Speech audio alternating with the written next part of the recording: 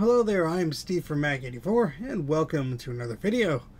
We have a live stream going on today. It's a continuation of the last one, and we're looking at a Macintosh II. And let me say hello to everybody in the chat. Hello, Pack MKE, first time watching a stream. Been following Brankus a while, but venturing into other Mac restorationists, tubers. That's fun to say. Well, hello. Bruce is a good friend of mine, and he probed me to stream today. He was poking me. Said, hey, why don't you stream? So there you go. Glad to have you here. Please like, subscribe, all that fun stuff. Let's see who else we have here. We have Enzo. We have SadMac356. We have our good friend Dan. We have Saul. We have Carthor. We have Michael. We have Jay Wire. We have Biask and William. No, this stream is not going to be too long. I just want to check this out again. While I had it on the bench, because it's still on the bench.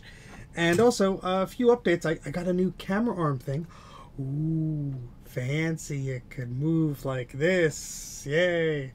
Although I mounted it slightly at an angle. So, unless I want to undrill the holes in the block of wood I put there, that's just how it's going to be, I suppose. But hopefully it's not that noticeable. But it's a very cheap little $20 thing from Amazon, so we'll see how long it lasts anyway. But that means it won't be falling down on the desk or anything anytime soon. So, there. And, hello, What in the, and JP. Oh, hey! Hey, Jay, how's it going? And, yeah, so we're going to continue with this Macintosh II, because what happened last time is, recap for those of you who didn't watch the previous stream. This is a Macintosh II logic board, which I could, there, look at me being fancy now. It's a Macintosh II logic board, and this is for VCF exhibit, so we have to get it all fixed up before April. And it was doing a sad chime. It was not happy. My friend Ian, who's very talented, did his best to recap it, and it was still sad. So I told him I'd take a look at it. And we are able to get it to chime now. And it does chime. Very excited that it does. And here's what happened when it did chime on the previous stream. 3, 2, 1. Oh! Oh! It freaking chimed! Yes! Yes, yes, yes, yes, yes, yes, yes. Yes! So, needless to say, I was excited that we got this thing to chime. The problem now is we don't get any video or any real activity on the NuBus slots. I've tried a few video cards, don't get an output. So I'm guessing there's a broken connection. I could see a broken trace just from looking at this without even the microscope. So I know that there's a broken trace there, and probably some other areas. So there's some supporting chips around these capacitors near the NuBus slots that look a bit crusty. I thought we'd take a look at them. Probably not going to do this stream for more than an hour or so. Can't stay up that late. Also feeling a little bleh, just trying to get over that. But yeah, let's try and see what the heck we got going on here. So let's switch to our microscope view here. So the fault was, that's a great thing, I should have mentioned that. The fault seemed to be that there was a bad trace under one of the memory modules, one of the slots, and I jumped that and it was happy. So the previous stream has all the details there if you want to watch the whole thing. But hello Ray, hello CDI, and Apple's Anonymous, hello. Alright, so that resistor pack is a little crusty looking. And so let me show you what I'm talking about here. What's concerning me here. So if we look up here, we have this capacitor which has, you know, leaked at some point in time. But if you could look at these little legs here, you know, they're not in the best shape. And let me make sure that my microscope's not doing that dumb thing again. Okay, good. We're in a good shape. Some of these traces, like up here, are less shiny than the ones down there. Another example, let's see. Over here, these look very crusty. And my microscope is not zooming in like it used to. I think I have to readjust this because it's not happy. But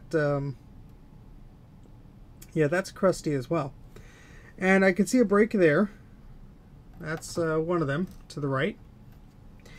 And there's another break I thought I saw right to the left of the chip. Let's see. I thought I saw another one before I started streaming here.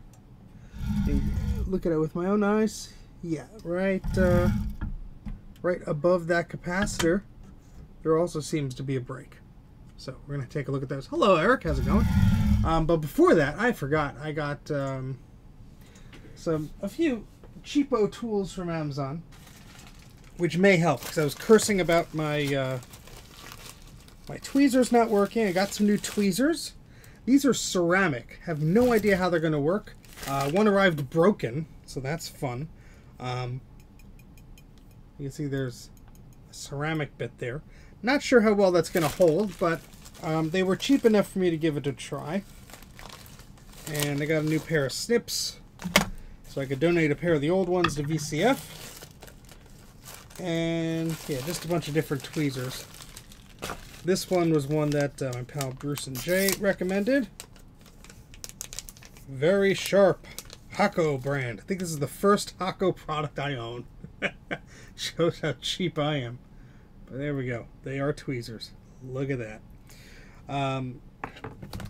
And I'm already knocking things off of the desk.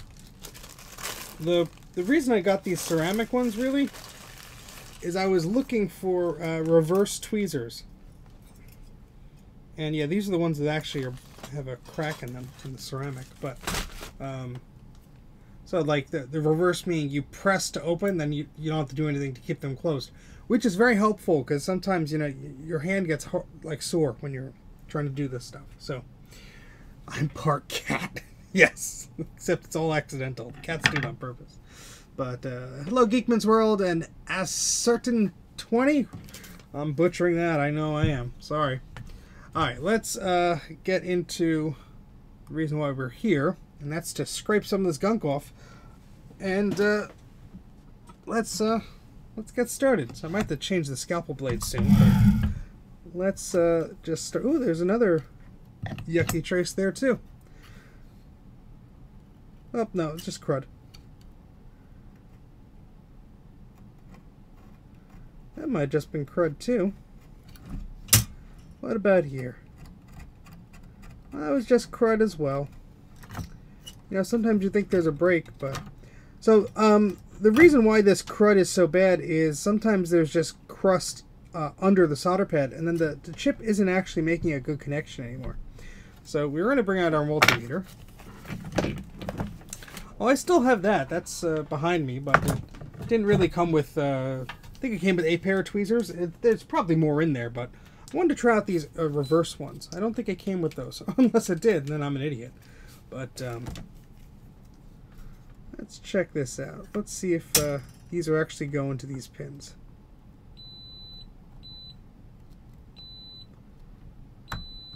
Yeah, they seem to be. So this one might not be terribly bad, but it sure looks like it could be making intermittent connection at times. Yeah, like that should be connected, and it's not.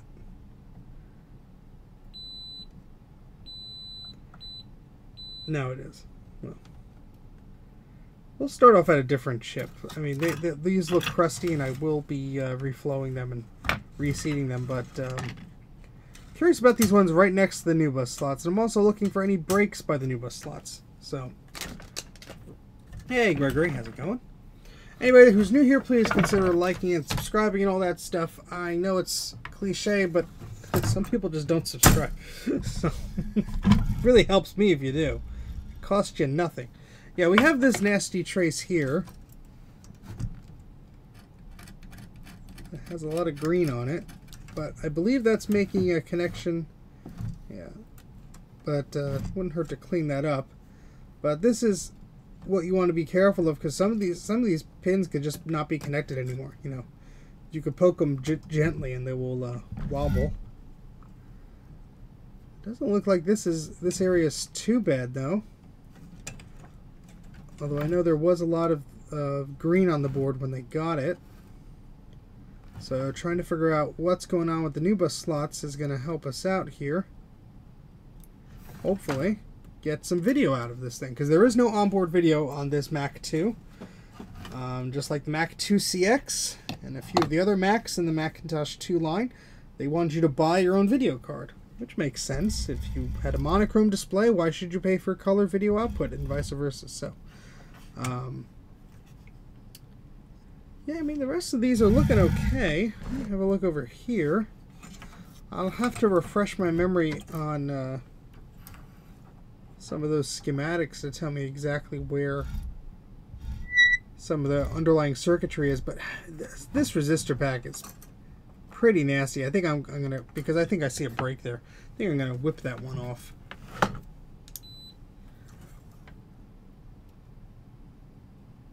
Yeah, that's not even connecting. It's there, but it's not connecting there. So let's clean this off and remove it from the board and see if we could fix it up a bit. So I'm using some flux here.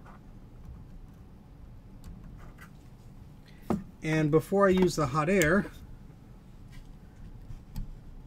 I will use a soldering iron tip and just try and rejuvenate some of those legs, introduce some new solder, because that's really going to help when it comes to removing the chip. Otherwise, it's going to be very stubborn. And of course, I started using, well, you know what? I could still use this one. I have the wrong tip on here, but I could use it anyway. You also want to be very careful, because you could easily break off one of these legs, especially if it's corroded like this. There's very little wiggle room sometimes with these legs.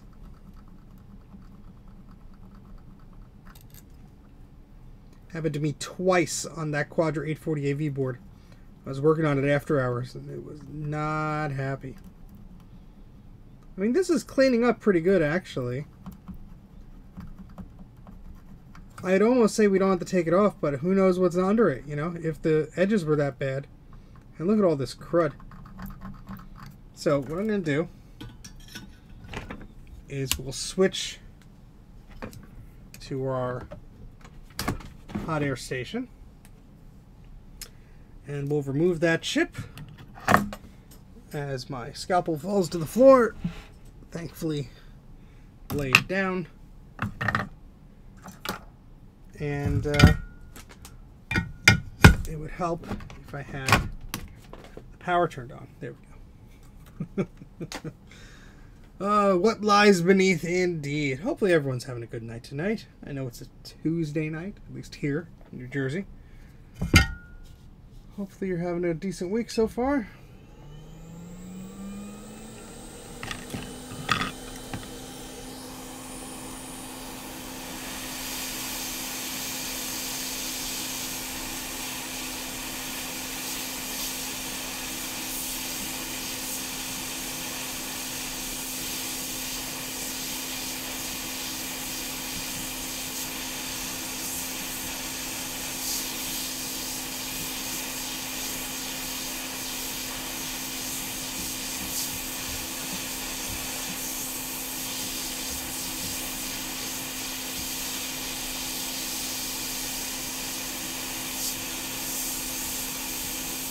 It's starting to give way. There we go. Turn that off. Put that on the side. And let's see what we're working with here.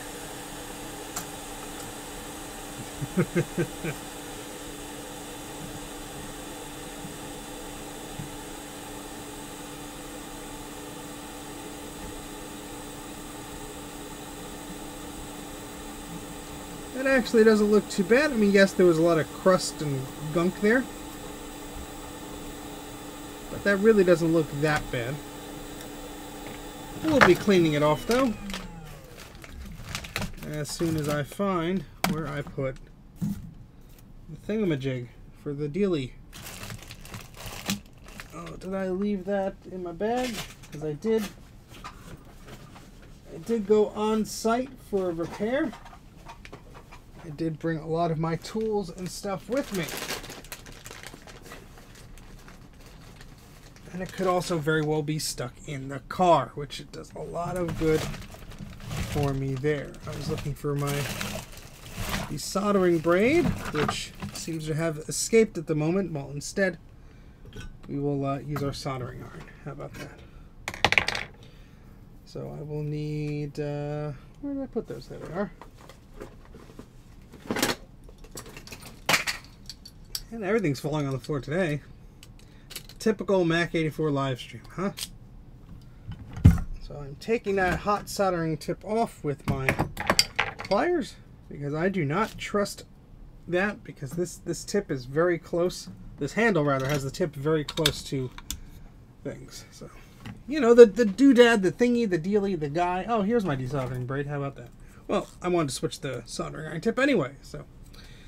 And let's adjust this camera, because it could be a bit sharper now, couldn't it? I mean...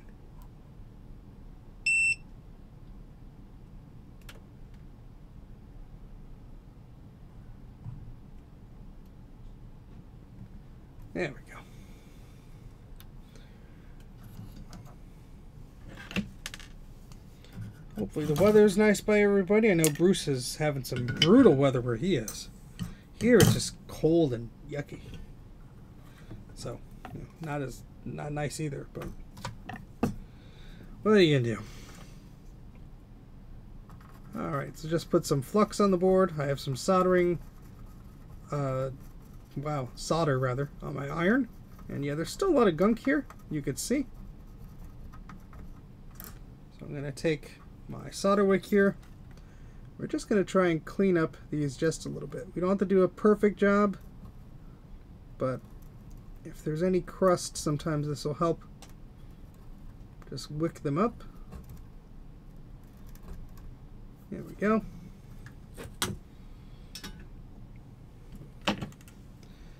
And we could come back with our little cotton bud here and clean the rest of it off. But what I will do before I put anything back on there, I do want to take the opportunity, while we have the chip off of there, to just test the continuity.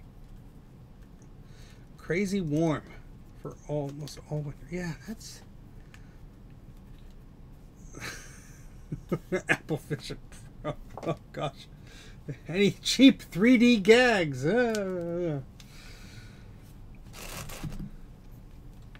Alright, so let's make sure everything is connecting where it should.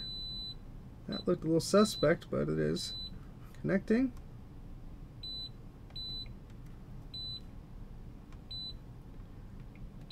Much easier to do when you don't have anything directly on top of it. So let's do this one there, and then we're following this one going to there. That one's fine. That one's fine.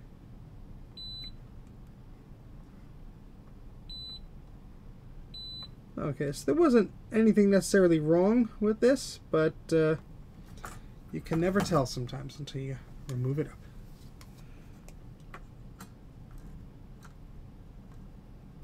Alright, but before we put that chip back on there, that chip might need some cleaning as well. So let's lift the board off the desk a little bit. Let's take a better look at this little resistor patch, which you're not going to be able to see too well. There we go. Let's get that cleaned a little bit.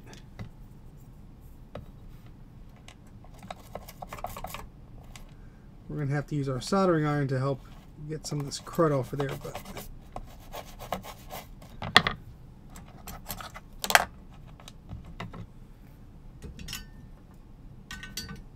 just take a little bit of flux and put it on each side. And I apologize if you can't see everything perfectly, because what I see in the microscope is not exactly what this camera sees. So you're probably, yeah, you're getting cut off a little bit there, but this board is right here. Hey, Jeff, I have to respond to your email. My apologies.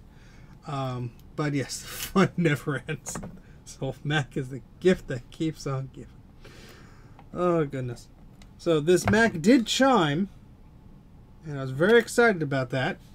And I'll play the clip again because it was fun. But here's my reaction when the Mac started to be happy. 3, 2, 1. Oh! It freaking chimed! Yes! As you can tell, I was a very happy man. Hey, Cup Bomb, how's it going? So, at least the thing is chiming now, so that's very good. But we do not have any video connectivity on the NuBus slots, so we do have to figure out what's going on there, rather. This chip is not too dirty, really. I'm just touching it up here. But we do want to figure out what's going on, because this Mac does not have onboard video. Whoops. And we need at least one of those NuBus slots to work. Now, I've done some repair on a Mac 2X that had awful corrosion between the NuBus slots. Thankfully, that doesn't seem to be the case here. They all seem to be physically okay, but something is just not making a connection. So we're going to try and resolve that. And this board is so huge it knocks all the tools around. It's just, ugh. Fun, fun, fun. Alright, so let's see where we have to put this. There it goes. And the proper orientation should be like that. Now again, this one didn't look too bad, but I figured it would be a good starting point. And now we're going to tack it back down on the board. Hey, Sean, how's it going? You have the little check mark too. Aren't we all fancy with our little check marks? Congrats again, Sean.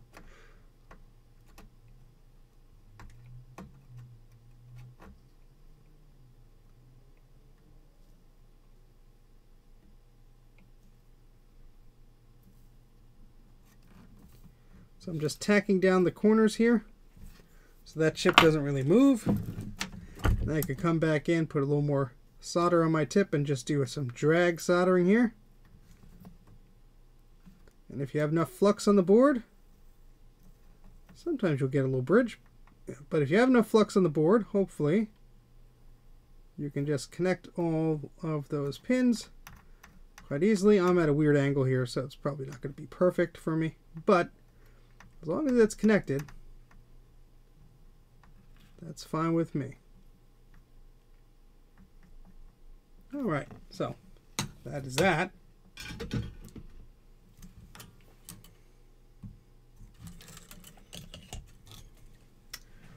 Alright, so let's take a look directly near the NuBus slot, because there was some corrosion here. I bet you there's going to be some fun by this chip too. So let's just try this out. Blue SCSI on the Newton. If the Newton had a SCSI bus, I mean, I would do some 3D graphics tests on like my Pioneer Mac clone if it had a PCI bus. But, or play DVDs or something like that. But there are limitations to things. And some of these limitations you can't shove an upgrade card into to fix. But, oh well, we try. So let's be very mindful of the plastic NuBus slot to the left of us. Or to the right of us, rather. But, oh yeah, this stuff is crusty. And we don't care if this gets bridged or anything. We're just trying to heat these up a bit and force some new solder on them. So when we take this chip off in a moment, we can see if there's anything nasty under. Because look how many traces are under this thing. My goodness.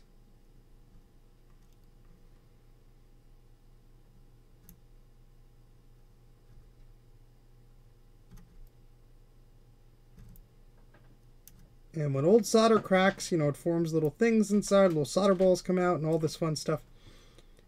And this is just sort of getting all that done now. So when I blast it with heat with the heat gun, it should hopefully be a smoother process to get this little chip off of here. I do see some corrosion down there. We definitely don't want that if we don't need it there. So, and who needs corrosion? Nobody.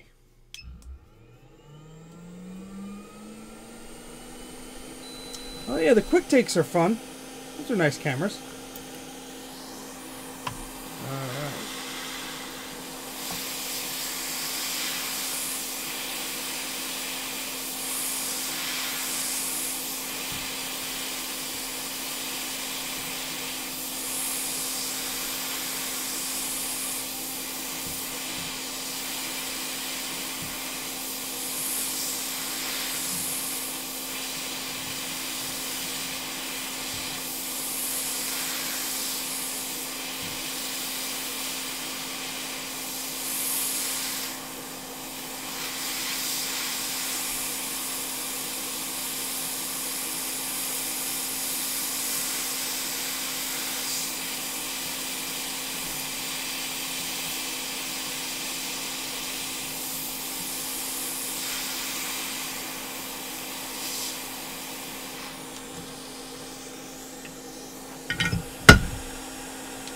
Alright. Again, not seeing anything major, but this was all crusty, so let's clean that up at least.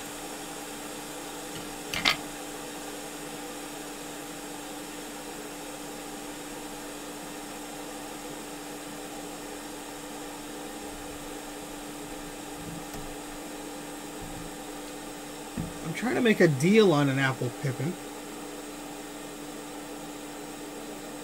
I have one technically, but it's not mine to keep yet. And I would love to play around with it, because it's a bit of a special Pippin. It's not your average Pippin. I've always been fascinated with one, even when I was a kid.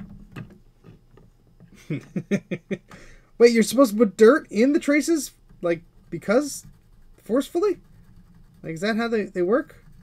Because I've been doing this all wrong. I've been cleaning things. The hell do I know? That's how you got to be Mr. Fancy YouTube with 100,000 subscribers, by knowing some things. Here I am like an idiot. So I'm going over with the soldering iron here. Not only does that help reflow the solder and everything, but it also gets some of that gunk out of here. And I'll try and get some of that flux over here. I'll retin some of this nastiness here. We go over that a little bit later, but this trace here also looks a little suspect. And yeah, if it's bad enough, you could just rub it with the iron, and it's gonna hopefully fix itself. This one actually looks a little rough too. That might be a break.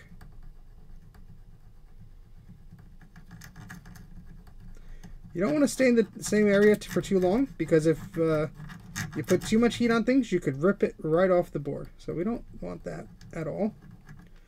So let's go in with our multimeter and see what's going on here.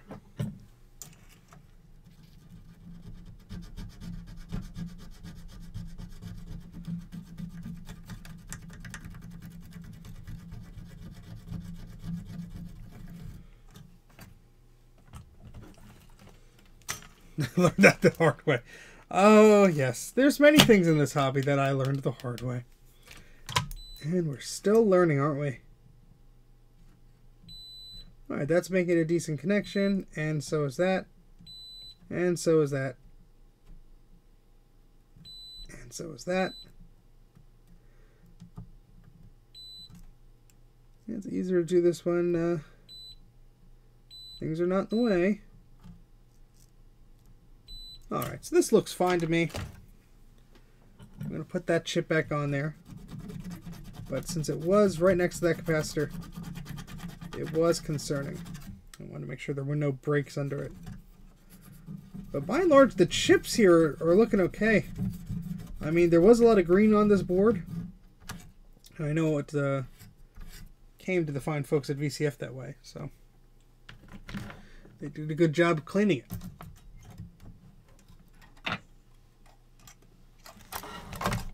My science teacher in middle school had a PowerBook G3 with the DVD card in it. Boy, was I jealous. He also had a Palm Pilot. I mean, the guy was cool, as far as I was concerned. I think I got terrible grades in that class because I was just concerned with the technology he was using. Was not paying attention to anything else. Grade school. This chip actually does not look that bad at all. I'm just gonna put like a hint, just a hint of flavor, a hint of flux on this thing.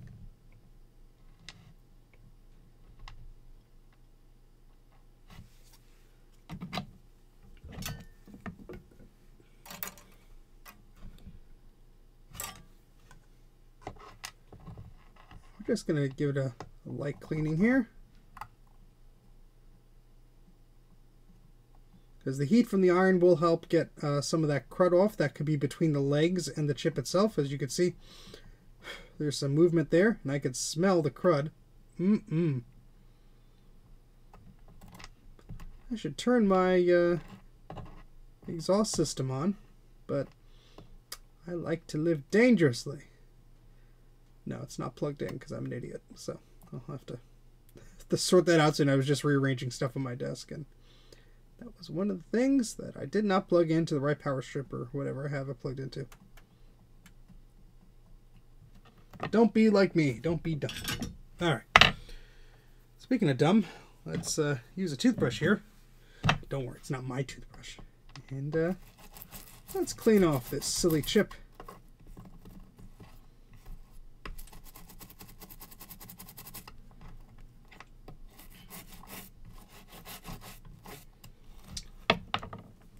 Let's see, we got about 50 people watching. Hello, everybody.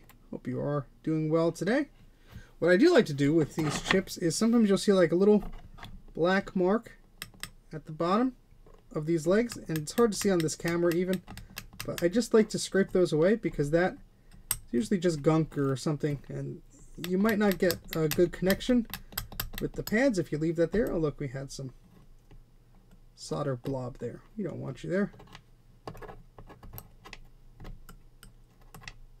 Sometimes it is so hard just to do a simple thing like flipping objects upside down. And just use our darn fingers.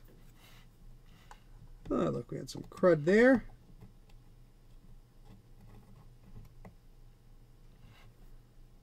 What I could do is put the scalpel with the blade facing up so we don't have a risk of cutting things. And just like to get some of that stuff out between the legs and the chip. That looks a bit better now. There's always some residual crud. We have a bit of solder on that leg. There we go.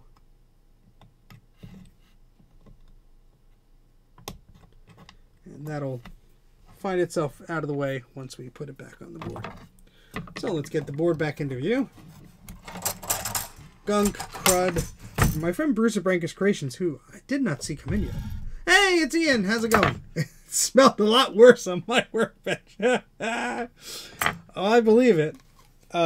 Really, you did a great job on this, Ian. The caps look fine. I mean, the way you described this machine, lesser men would have ran away in fear. By the way, Ian's birthday is coming up. And who knows if I'll be streaming by his birthday, but happy freaking birthday. Whoops, chip went upside down. Hopefully your cake doesn't go upside down. Oh boy. That's probably when you're looking down and not looking at all the chat. Alright, let's get this in focus here. Nice green color, yes. Oh boy.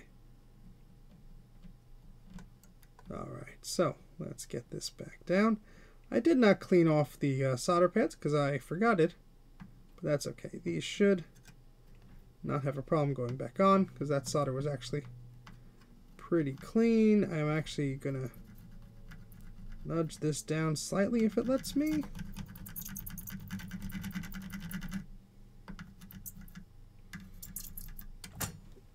A little bit more solder there.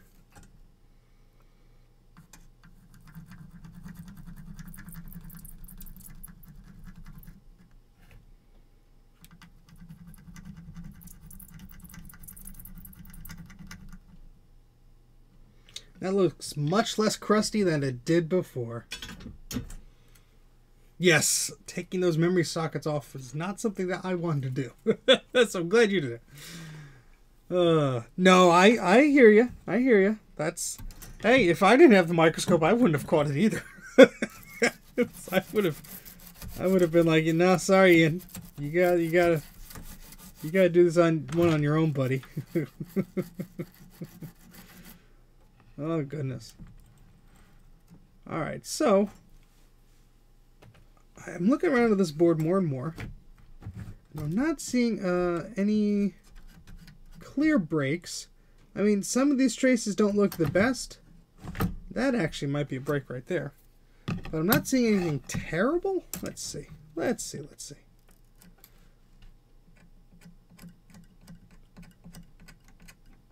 No, that's alright. Now, what the hell is this?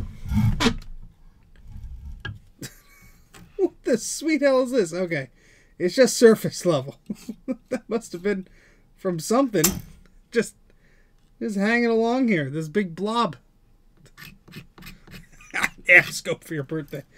How about those digital ones that are online for like $200? That's more my price range. But I'd have to split it with a few people.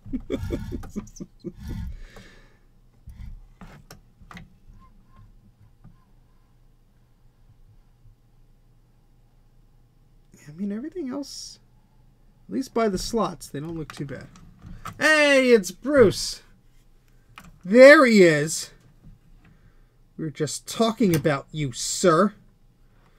How's it going? How the chooks? The solder recycling bit. Oh boy. I mean, yeah, some of these chips do look a bit crusty, but don't look that bad. I mean, this one looks a bit bleh. Yeah, let's take this one off. That has some green on it, so. Is it fixed yet? No, RetroFox. Don't be a retro techie. Nobody likes a retro techie when they do that.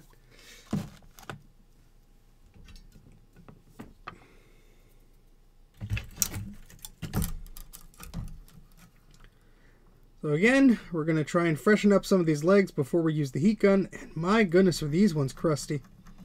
Would not be surprised at all if, I know we beeped them out before, but if some of these actually weren't making a solid connection once they got warm, or once the electrons started flowing through them.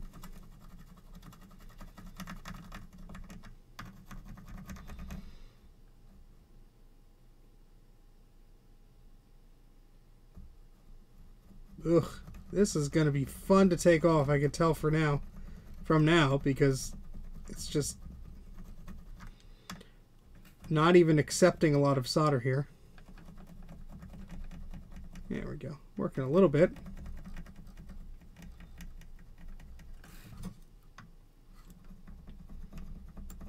And I didn't use my new tweezers yet, so I have to let you all know when I'm about to use them and what my thoughts are. Of course, one of the ceramic ones arrived damaged. So, oops. Oh boy. Extra crispy chips.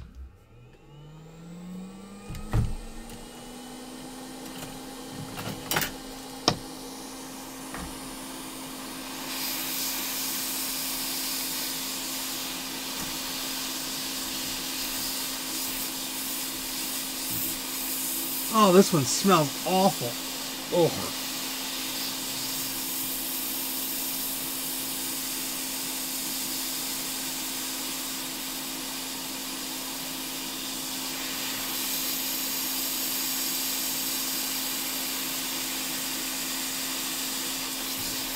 Little solder balls are flying everywhere. Whee!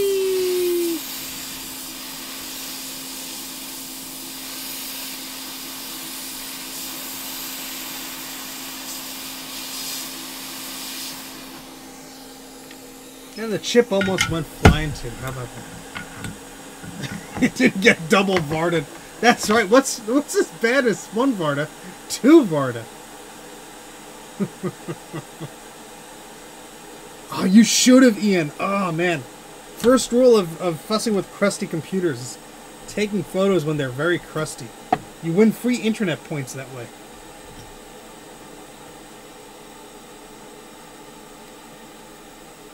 Well, it was much worse before I had it. My good friend Ian in the chat here cleaned up a lot of the crust. And there's still some hiding under these chips. I'm not seeing any broken traces just yet, but there is a lot of crud.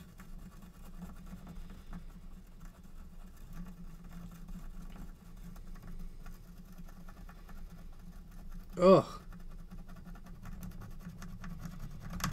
Let's see if we can make this all shiny and happy again, huh?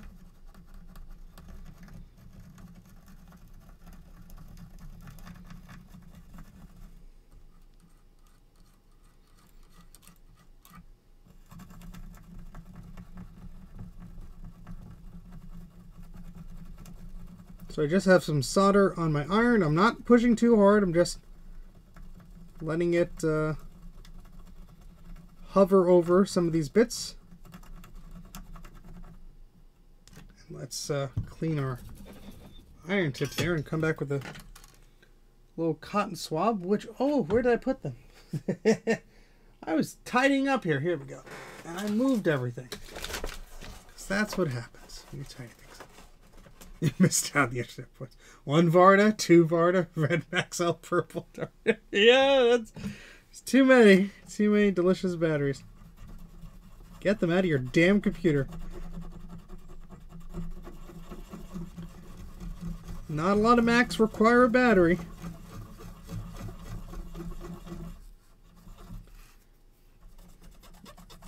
And my good friend Ron of Ron's Computer Videos designed a little remote battery holder.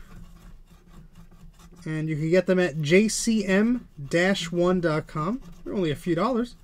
And they come in single and double variants, which is very handy for a Mac like this, which has two of them. And it just allows the batteries, the coin cell batteries, just sit outside of the computer. Now, the coin cells don't leak as much, but, you know, they do still have the risk. I know. It is one of those things. You sort of have to decide what you want to do. You want to film this, you want to take photos of it, you want to do a project about it, or just like, yeah, just live stream it. Live streaming is very addictive in that way because it's instant gratification.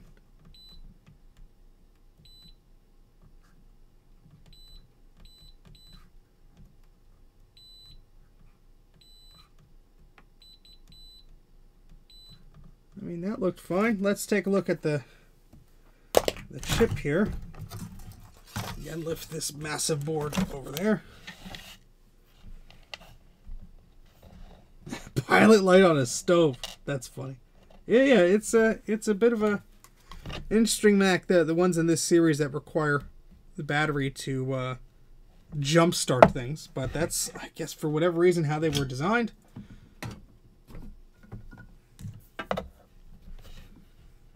I don't know why. I'd love to interview some of these people who are still around to remember this stuff, and there's probably not a lot of them. I bet they had their reasons. Not saying they're good reasons, but, you know. Oh, that's very crusty. So I'm going to hold the iron there until some of that disintegrates. Very gentle, because I don't want to break these legs off, because some of them may be very delicate. Put more solder on the soldering iron tip.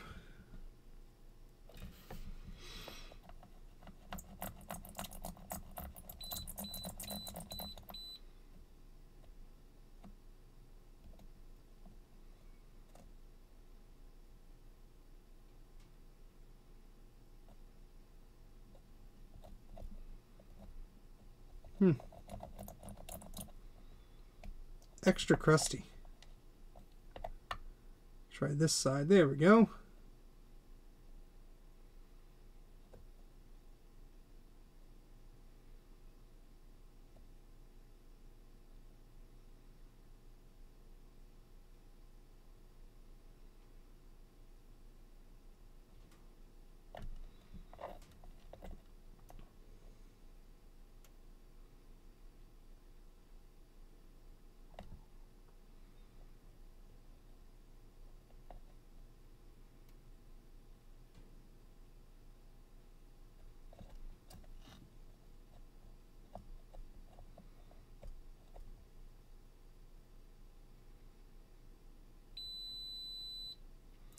The multimeter has decided to shut off.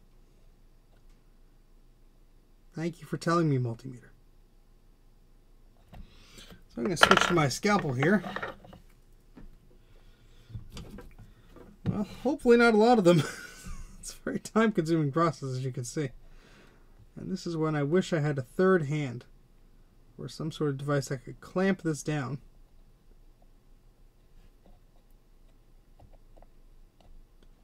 As I heat it up.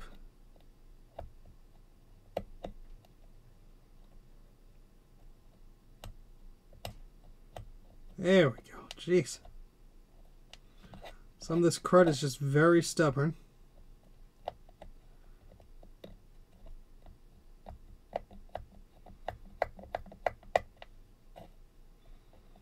Let's clean the chip off first, then we'll continue with this. All the pins will tone into each other. Yeah, chip's fine, it beeps. I remember a few years ago doing a live stream, and I was trying to attach a little piece of metal to a chip because it had one of the legs had fallen off, and I was just so invested in putting this leg back on this chip, and I'm like, oh my gosh, I don't know if they make these anymore, blah blah blah. And it was a black little IC like this, and I thought, oh, it's an Apple specific thing, I don't have a spare board, you know, what am I gonna do? Turned out it was a resistor pack, and they were like 90 cents or something cheap like that, and I'm like, well, screw that. Just got another one. And of course there was gunk on my scalpel. That's not good.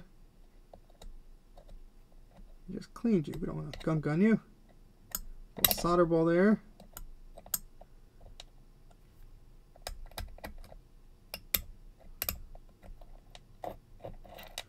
Let's flip it over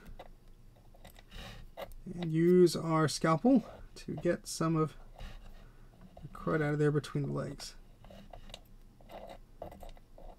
This one cleaned up okay. There's still some crud here I'd like to get out. Yeah, there we go.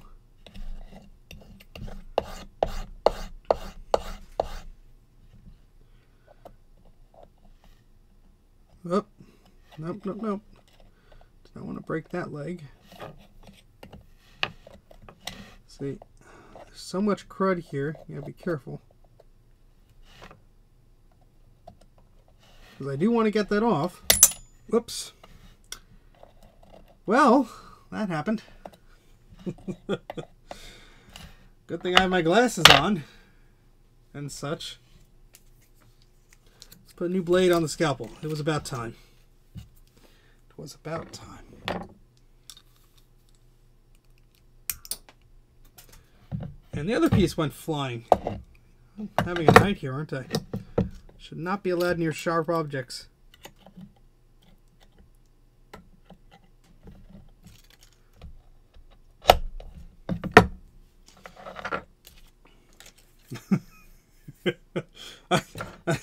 This better be one hell of an exhibit, Ian. No, it does sound very cool. I'm not going to spoil it. Ian can give details if he wants, but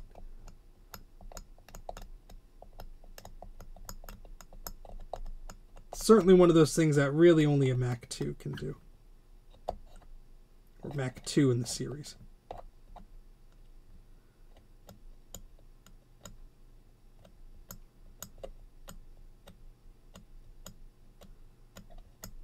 So let's clean this up again.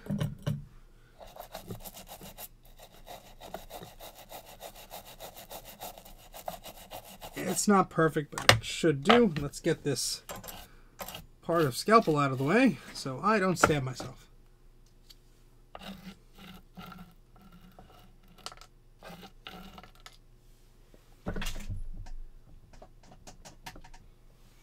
NuBus alternative processor galore.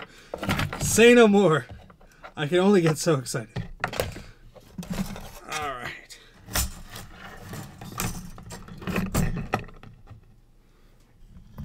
I guess after all that, we should put the damn chip back on, shouldn't we? But before that, I am going to clear off some of that old solder.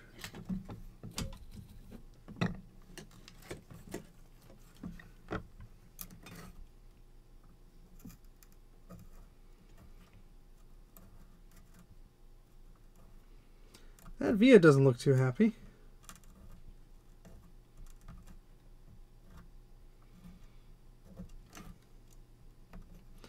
Copper hot. Soldering iron hot. Fingers hot.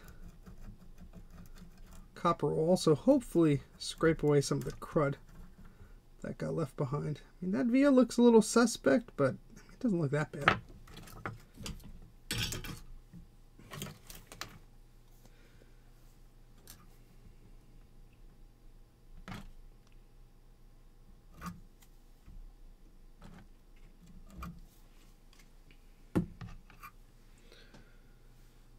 Alrighty, I misplaced my tweezers. Time to try the new ones. PCB won't. So this is the ceramic ones.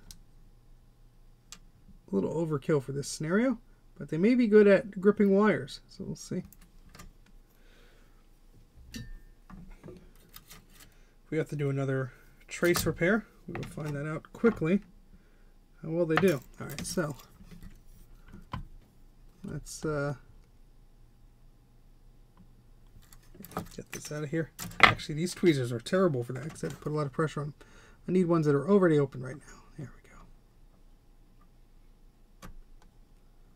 And that pin is a little bit bent. There we go.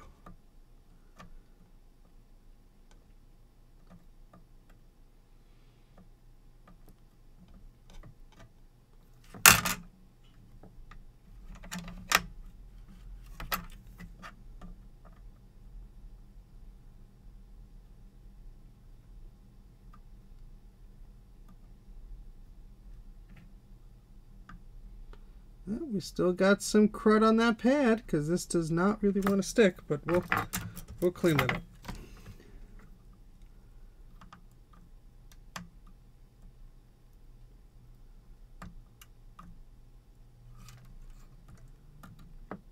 Stay. Thank you. Yeah, one of those pins was slightly bent, so it was giving me a bit of trouble, but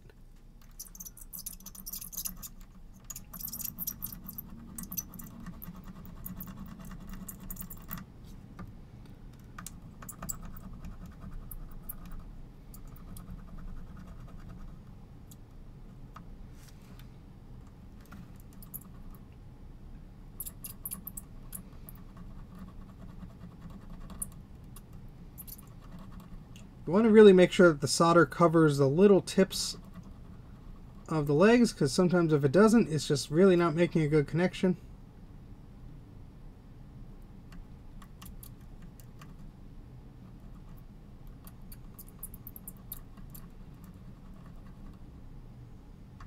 That should be okay.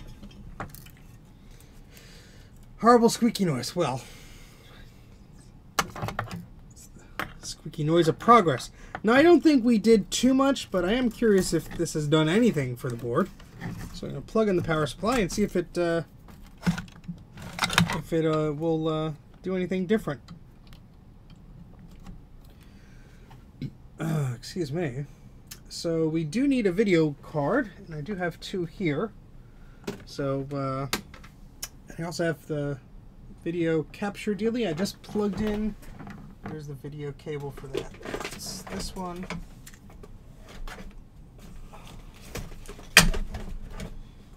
It would help if it wasn't tangled.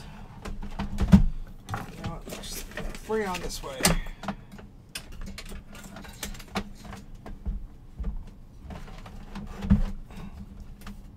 Are you kidding me? Come on.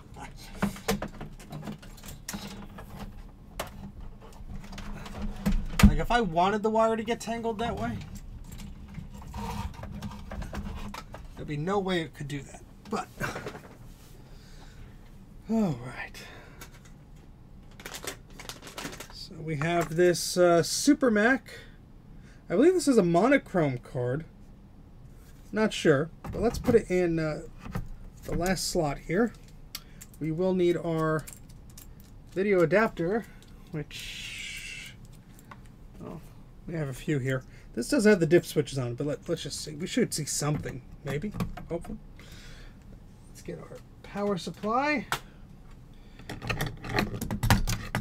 And I did put batteries on this board with little PRAM battery holders, so you don't have to do the jump start trick, which is quite annoying every single time you want to test it.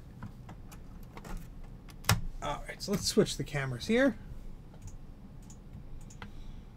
My new little stand thing that it can go wee, all freely moving around without shaking as much. So, alright, so we got our speaker, we got our power supply. Make sure nothing is touching anything it shouldn't. Fish around for our power cable. And let's see if we go to the capture thingamajig. If is this working right? Hold on. Oh, it's always so fun dealing with OBS and things like that. Video capture device.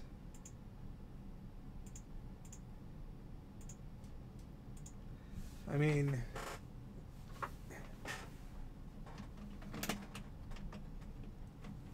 VGA 2 is what it should be. I'm not seeing the rainbow patterns, which concerns me, because we should be getting something. Let me try the other HDMI cable. You never know sometimes with this stuff. There we go. Maybe that cable's bad. Alright, let's try it. 3, 2, 1. So we still get a chime.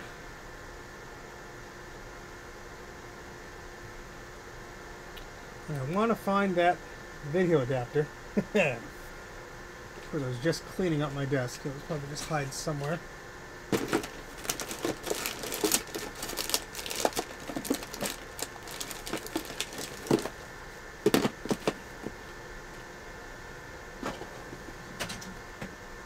I'm going to try all the NuBus slots too.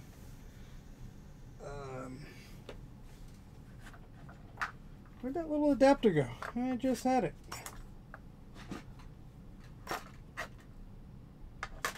Got a blue SCSI. We could test the SCSI bus.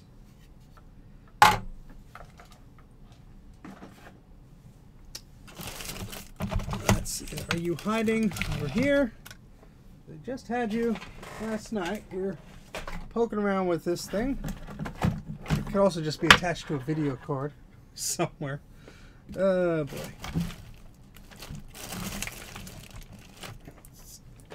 Let's just do this. Let's just leave it connected. I'm just going to try each slot because sometimes one slot will work without the other. So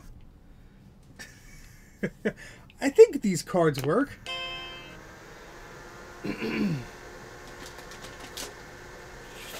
That's where the adapter is. It's on the other monitor behind me.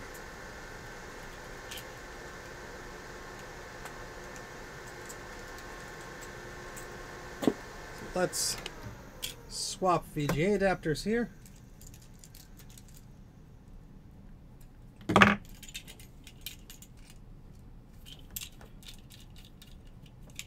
And this is set to A345, 5 and 8. Let's plug that in.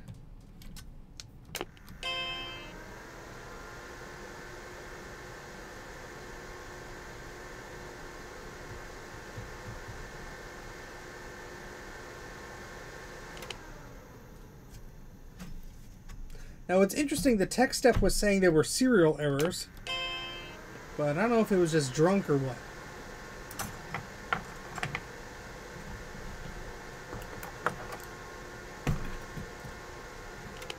Let's plug this into the SCSI bus, see if we get any blinking lights.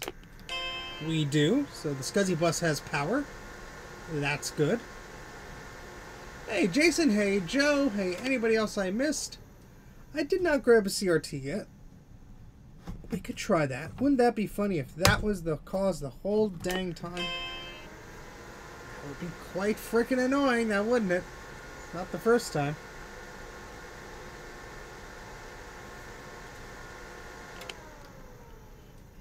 I'll move this microscope because otherwise I can't plug the NuBus card in.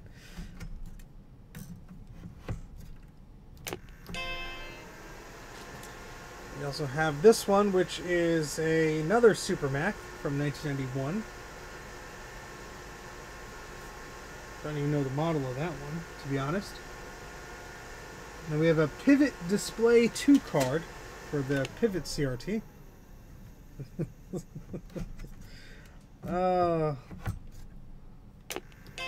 Well, Ian, did you ever get video on this? Yeah, it had... Okay, I'm just reading your comment. It had no video with the Mac 2 card you had, yeah. You had the basic Toby card. I don't need that. I mean, for testing, yeah, sure. Alright, so it's not outputting video using this card. Let's try this one just for funsies. Put it right in the middle.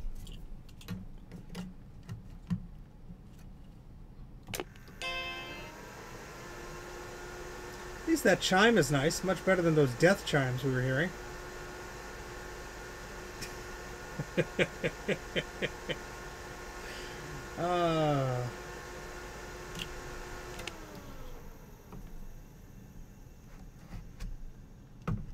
Yeah, I think we're still having an issue somewhere. So, anybody have any bright guesses? Bruce? Ian? Where should we look next? At least I can make it restart.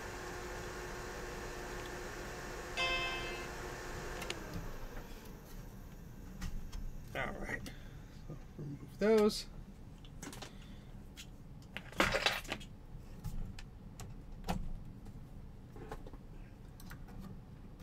Forgot to switch these little batteries off last time.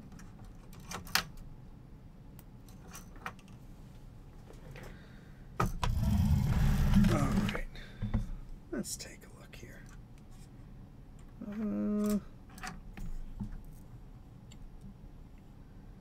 Let me just clean this because, I mean, there's crud near it. But I don't know if that's supporting crud or not helpful crud. Yeah, but it's attached to the bottom of a computer board. And I really don't want to bring the whole thing over here. Because I'm stupid. There's no room, that's why.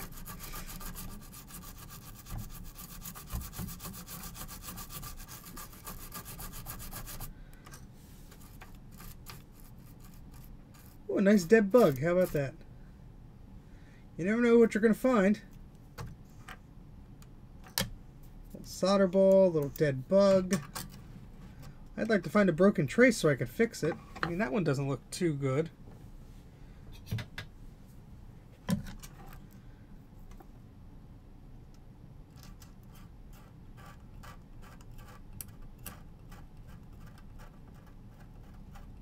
cleaned up okay.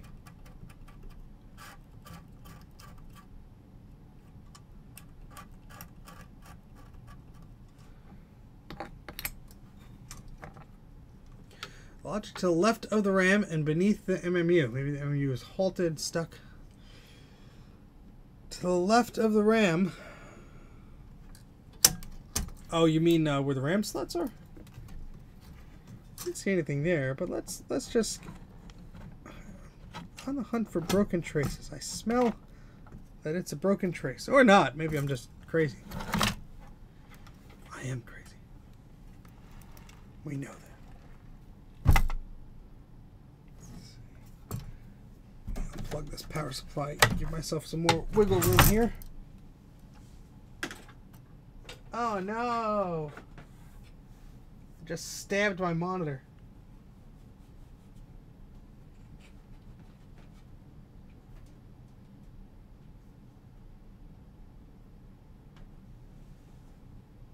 That's alright. I just stabbed the plastic, not the screen.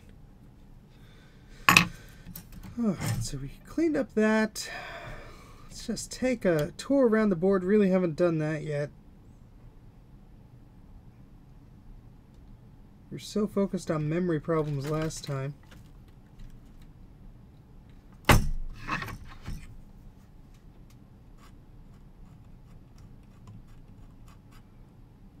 Well, that looks okay.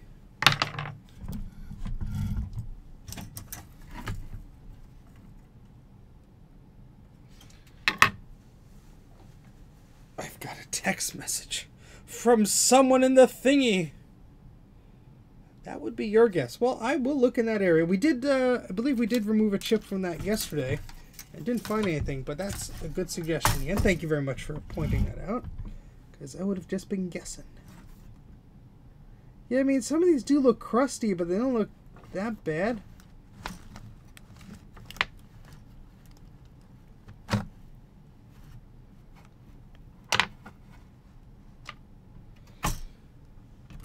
Take a look just with my peepers here with some different light just to see if we could spot anything better. Let me switch views for you folks, sorry. Should get a foot pedal to do that switching for me. Whenever I drop my tools, you get a different view.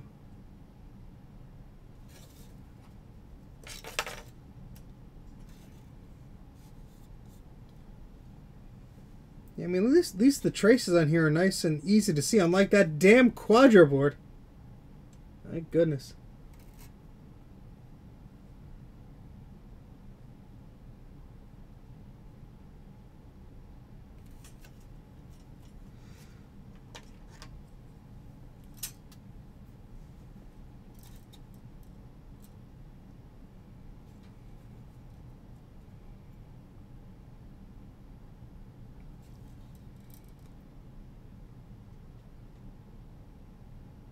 Yeah, I believe we removed one of those. We removed one of those resistor packs on the last stream.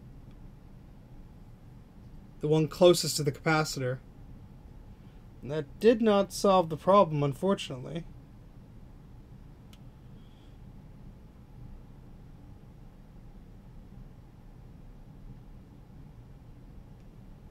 See, I have a Macintosh II CX with the same exact problem, and all these years I have not been able to sort it.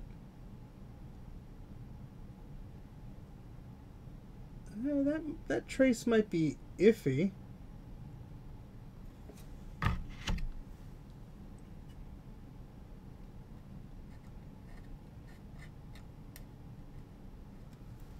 Let's give it a little test, huh? Quadro 605. It's in the corner and it's thinking about what it did, Ian. If I had a magic wand, fixing that would be your birthday gift. Just see something here.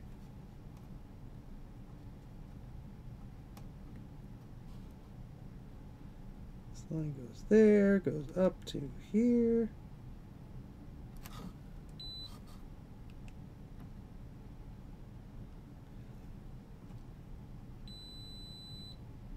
Nope, that one's fine. Yeah, I could see if it'll boot from a blue SCSI. Let's get a SD card here that we could use. I believe I had one over here. Here's my newer blue SCSI. I already had an SD card in here.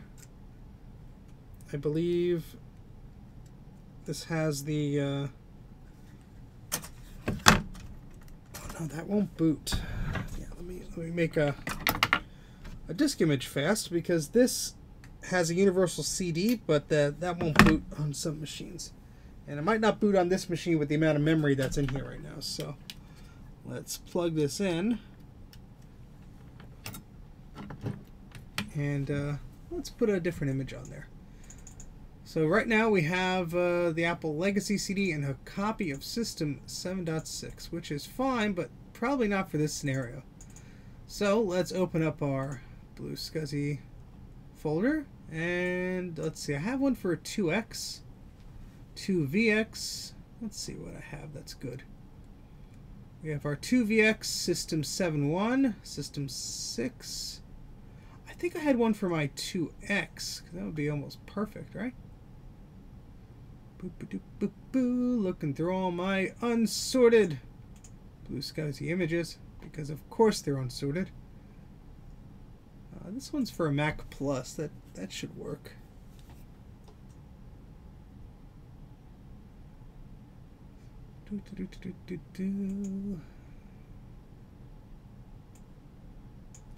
Let's do this one. This one's... oh no, that's... well, hold on. Let me open up and see what's inside of these things. Sorry, one second. Nope, that has the wrong SCSI manager on it, so that's not going to be helpful.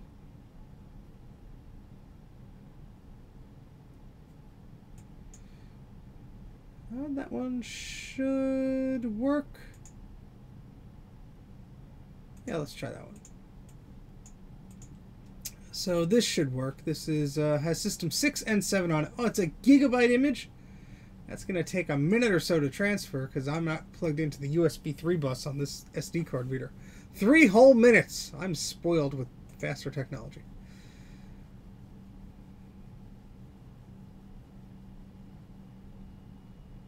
Yeah, I mean, the CRT monitors I have are there on the shelf, and then I do have one that sort of works over there. I guess I could grab that. Just where the hell am I going to put it? There's so much crud on this desk behind me. I guess I could go get it. Might as well.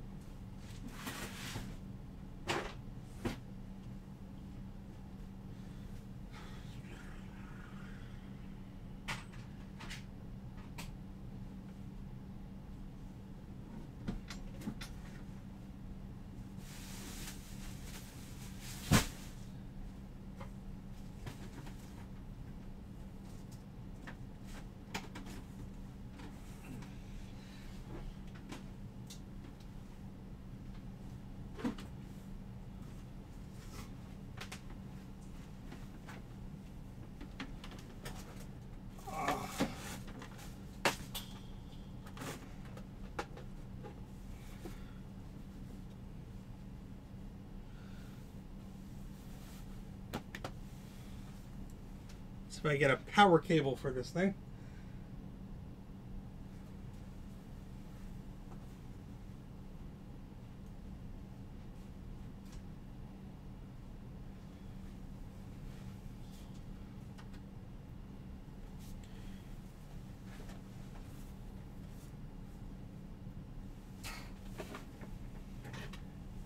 I stole the power cable for that. Well, that explains where it went.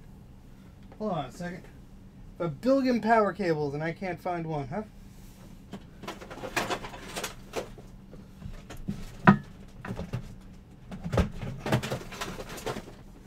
There we go.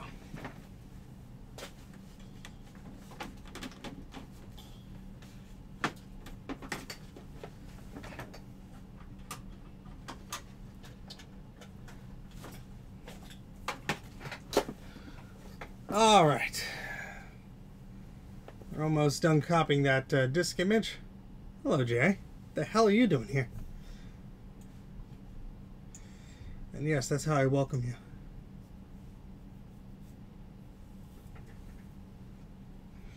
That'd be cool, Ian. Alright, so we got this CRT behind me. You know that picture of the vending machine online that doesn't have the light up anymore, and it says something along the lines of, I don't light up anymore, but I still work? It's kind of like this monitor. It's going a little bit sad, but it still does work. Not all the colors are firing, but it does work, and it's one of the lightest Apple monitors. It has the video cable built in. You must be really bored. And so we're going to try it out. So let's rename this thingamajig here. And let's eject that. So we now have our blue SCSI disk image here. And we're going to see if this thing actually will output anything or at least boot. We'll be able to find out one way or the other. So let's move that microscope all the way back. And let's flip this around, plug our blue SCSI into it. Let's get our power supply back on the desk here.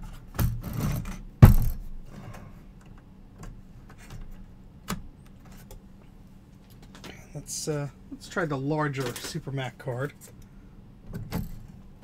On the fourth NuBus card slot, let's hope this monitor cable reaches. It's short by like 2 inches.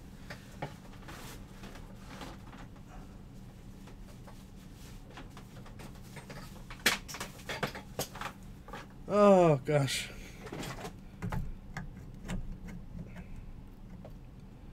And the monitor connector is a bit messed up.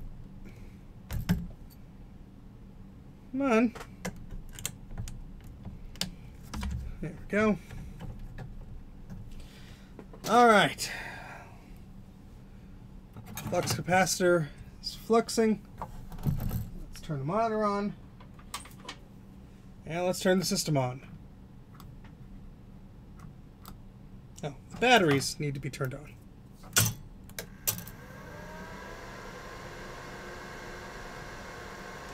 The speaker wasn't plugged in, so we didn't hear the chime. Nothing on the monitor. Let's remove the cover from the blue SCSI so I could see what it's doing a little bit easier. Well, you know, I could see it. It better not fall. I only have 3 identical monitors just like it.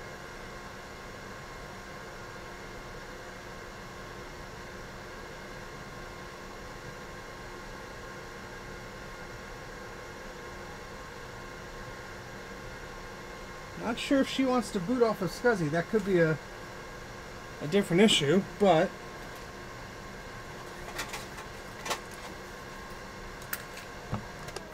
I do have my floppy emulator, so let's try that.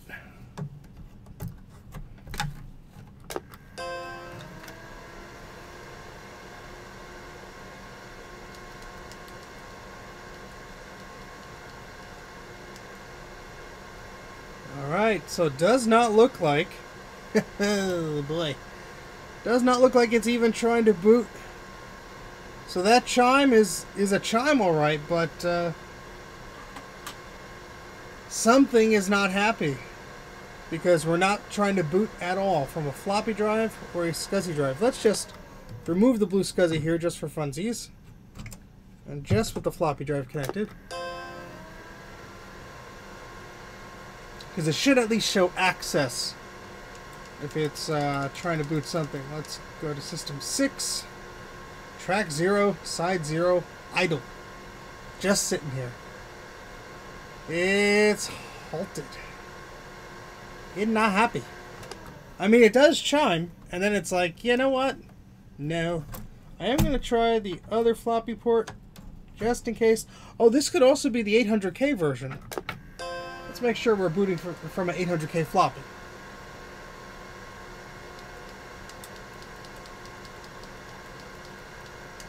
System 7 800K, go.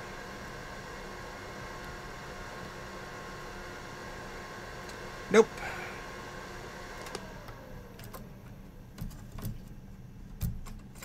Hey, Petar, how's it going? Nice of you to see you here. We do have our Apple Tech step, but I don't know if it's going to really tell us anything because it didn't really want to work last time. It was giving us communication errors. Oh, we could try it again. Might as well. We have the darn thing right here. Might give us some clue into what madness is going on. We also have this snooper card. Let's point the camera somewhere else. Here we go. Let's see if this still lights up in the same things that same pattern it was doing before. So we have voltage look good. We have clock, no activity, no ADB because the loopback cable isn't plugged in.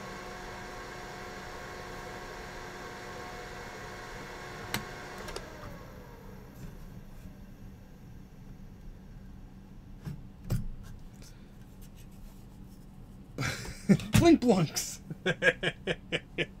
It's my favorite kinds of blinksies. Blinksies. Blinky blinks. Where the heck did I put the tech step? There it is. Now let's move this monitor back so it doesn't fall off our very fidgety table.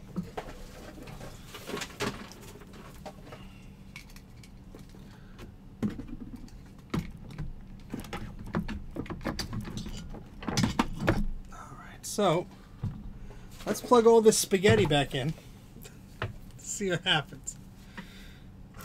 Because while we were fixing this at the other place, we did get the tech step to do some things originally. Then it wasn't happy, but let's see. So many cables. So many cables. So this will be the printer port, which is away from the SCSI port. That'll be that one.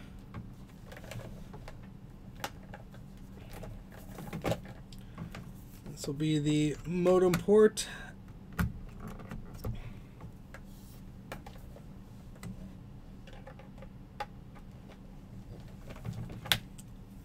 And we have two ADB ports on this machine.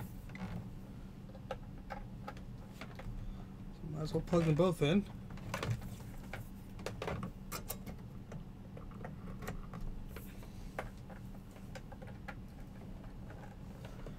And we have our big old long SCSI cable here.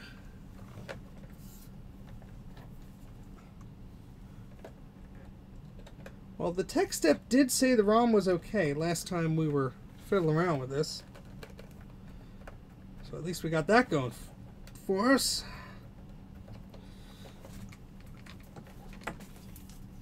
Alright, let's plug in our tech step. Turn it on. Load ROM B, as in the ROM that has the right slot in it for this Macintosh.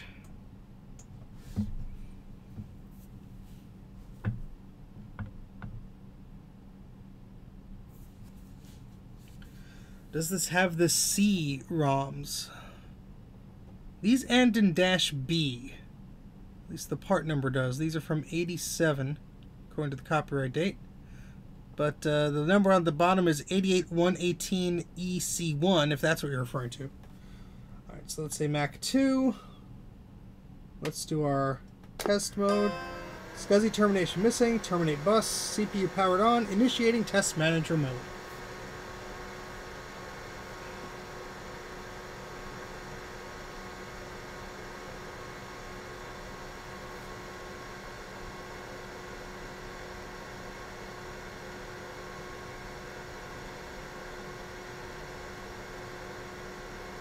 It should not take this long.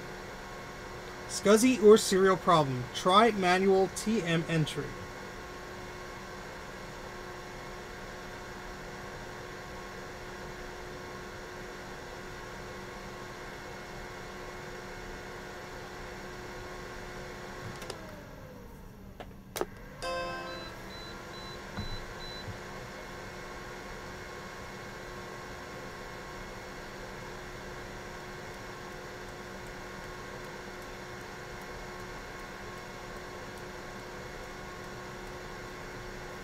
See, I got all excited that it chimed, and here we are, still diagnosing issues.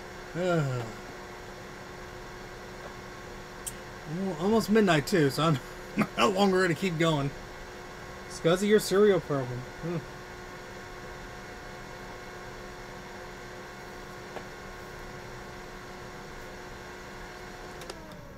And you've reseated the ROMs, so... No, I'm gonna... What's this?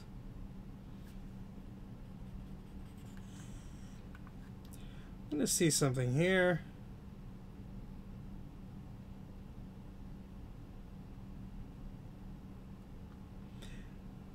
I'm gonna answer Sean's question indirectly, because Bruce is smart and he knows things. Hey Bruce, what type of a capacitor is this? Mr. Branch's Creations. Shut up, Dan. Damn it.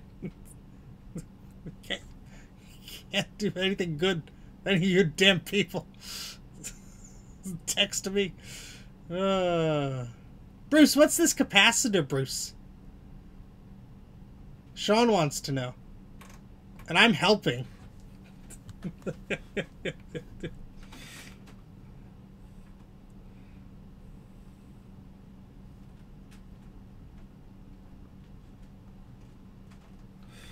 Oh boy.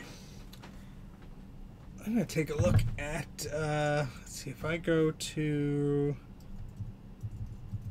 not that I don't trust you, Ian, I'm just curious about, because the ROMs are the one that are making the startup chimes, so let's see. I think this is a revision B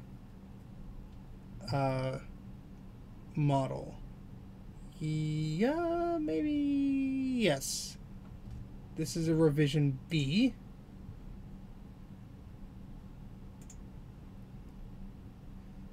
And you can tell because of the chips under the, below the NuBus slots.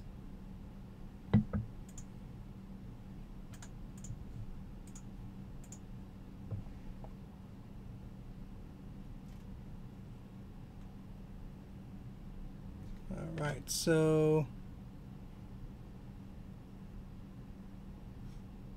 No 5.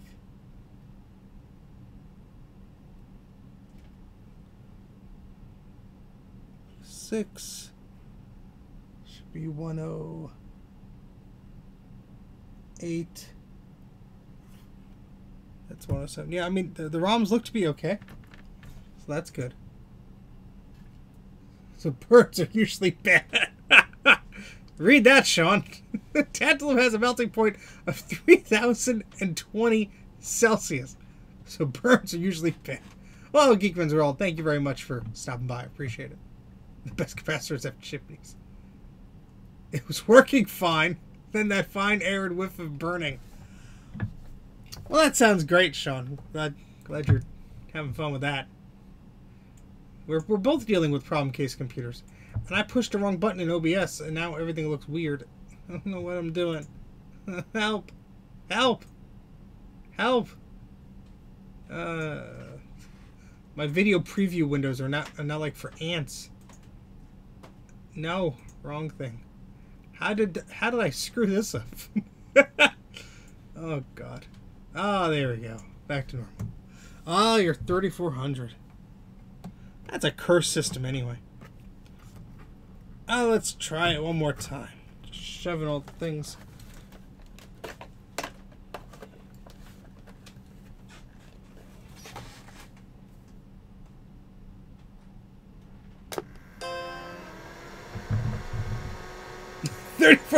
Seems the melting point for tungsten. We walked right into that one.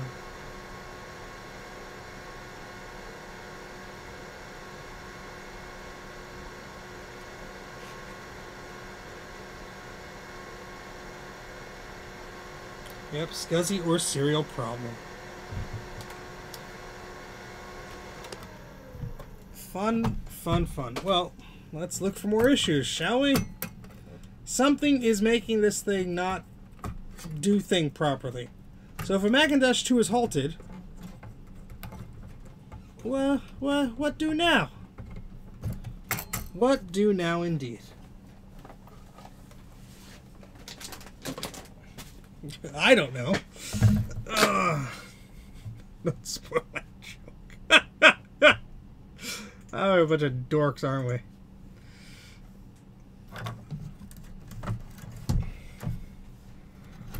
Alright, you crazy computer, you.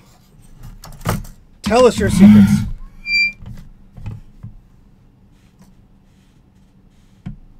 Let's see if any of these chips, because there was a lot of corrosion around here. And I have not really looked at these chips too well. Well, that's fun.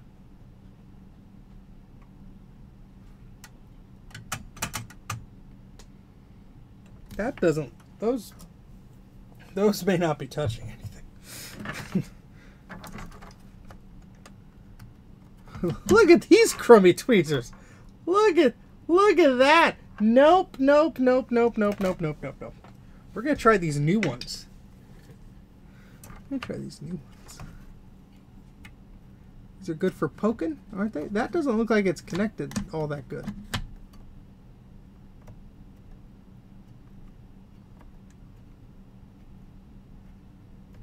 I mean,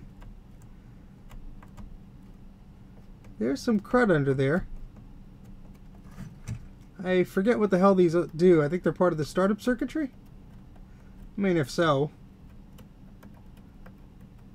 I guess they're connected well enough to let the computer start up, but they don't look too good.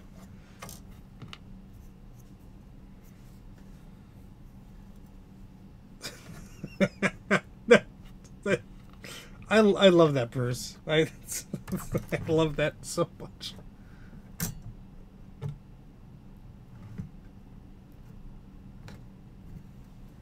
So these two serial ports go through these two resistor packs,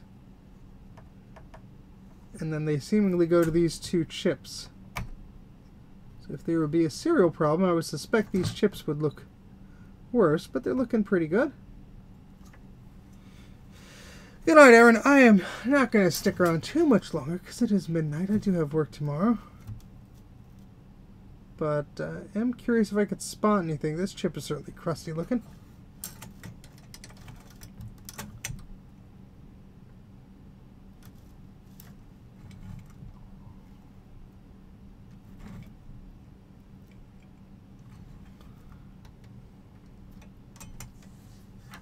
That's a human hair.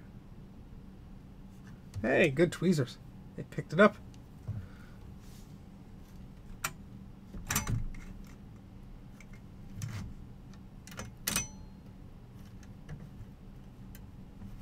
I'm taking this little metal shield off. It's like slicing my fingers. We don't need it right now.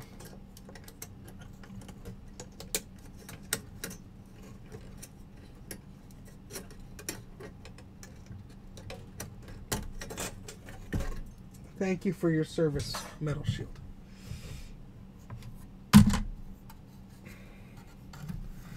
But I don't want to use the oscilloscope.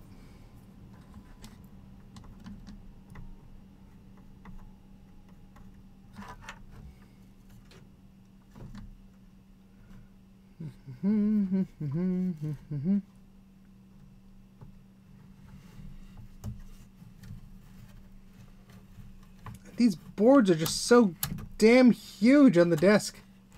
Takes up all the stupid space you got. Really does.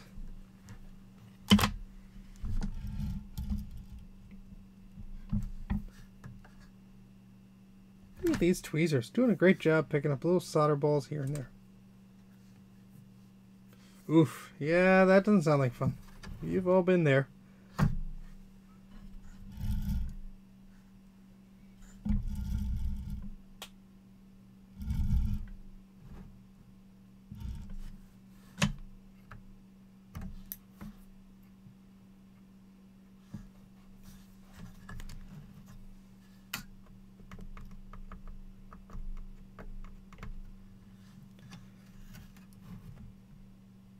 I'm going to tidy those up just a little bit.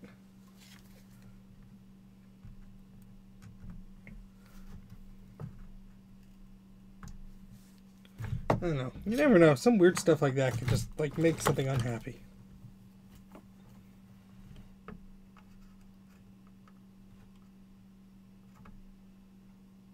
And I know it's connected on the other side, and it's probably connected via, but you never know.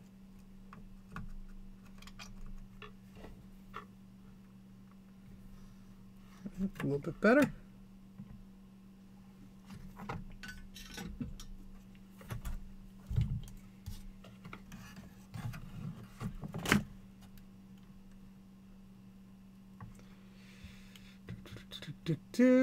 Sorry, just catching up on some of the chat here.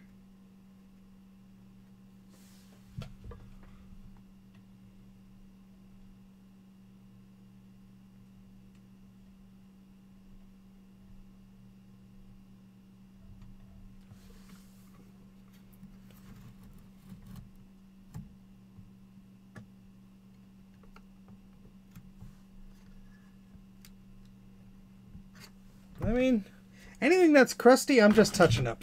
That's just...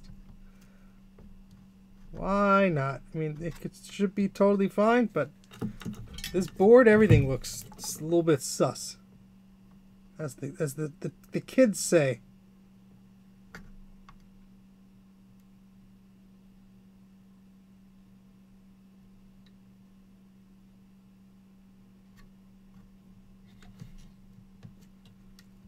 Especially when everything is crusty.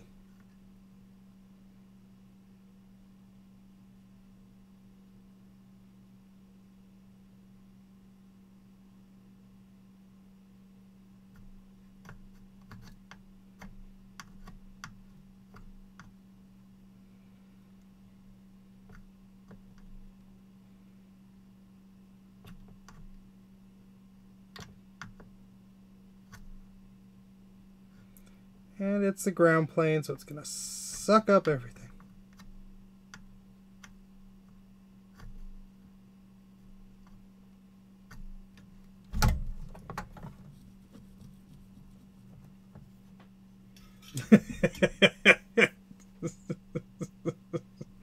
Joe, help! Has a mind of its own. It does chime, but it seems to be halted, which is probably... I guess then we don't have to worry about NuBus issues, but we do have to worry about why the damn thing is halted. I guess we could take a look near the ROMs.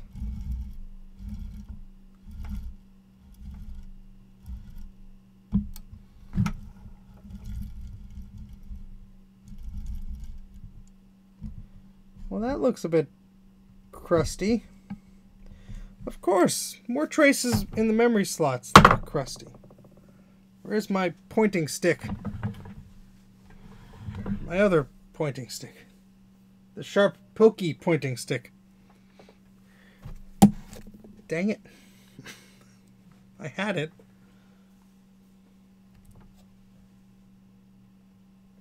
Well, that's unfortunate. Because that's a sharp one, too. If I step on that, that's not gonna be fun. I'm gonna take a water break.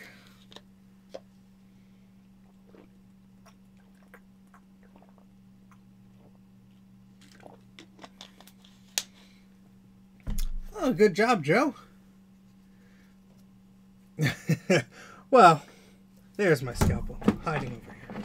Excellent.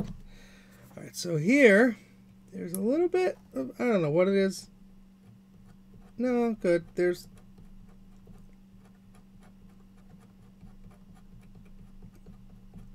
We got shiny under it, so that's good.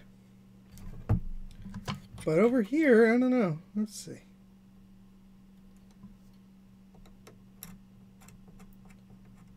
Well, it looks like just crust. A little bit of corrosion, but nothing like too terrible looking. Of course, where the hell does that go, you know?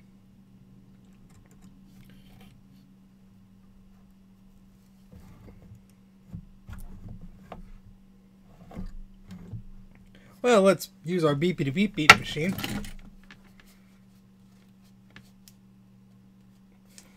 Yeah, I mean, it's weird that the text step worked and now it doesn't. It's saying serial or SCSI problem, and so curious what happened between us fussing with it, you know?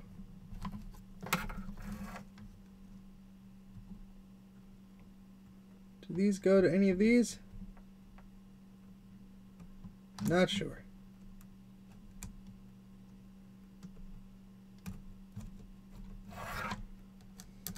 Well, I don't know. I would assume this line will go here and this line here would go there, but I don't know. It could go in somewhere, like this one is going somewhere. Not sure. Yeah. How about no? Oh wait, you sent a picture. Then I can know where those traces go.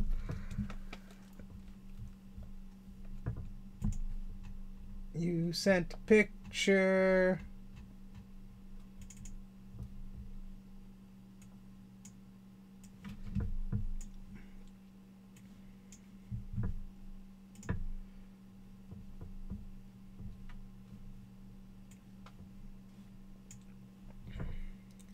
I don't want to open with photos.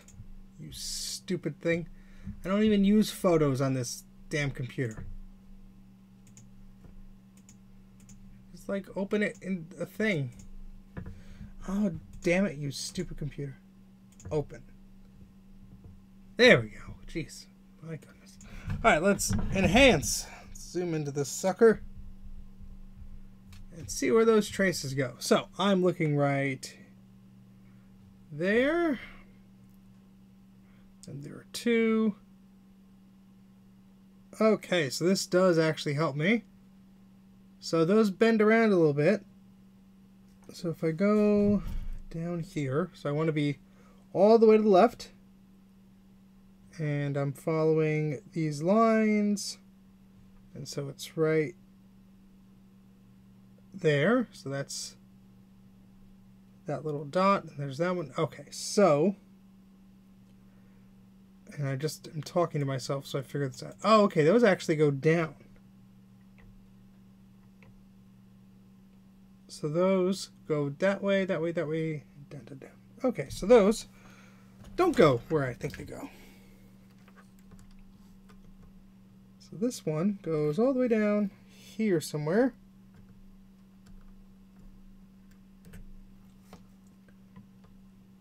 Same with this one. It goes down to one of these little probes down there, but that, you know, that's probably okay then. Except the ones to the right, where do those go?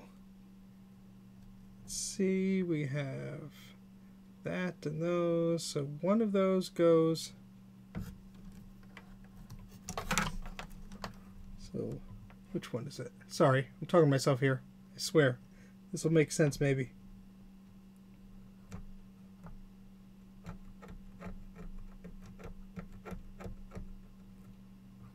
So this line here, which is one of those two, that should go up past that, right below the dot.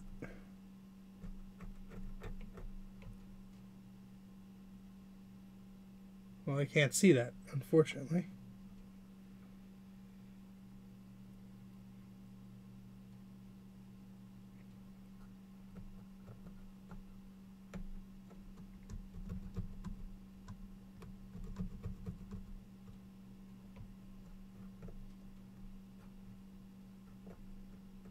It's unhappy anyway. Ugh. Anyway, I think we're not on the right track necessarily with that. I'm not sure.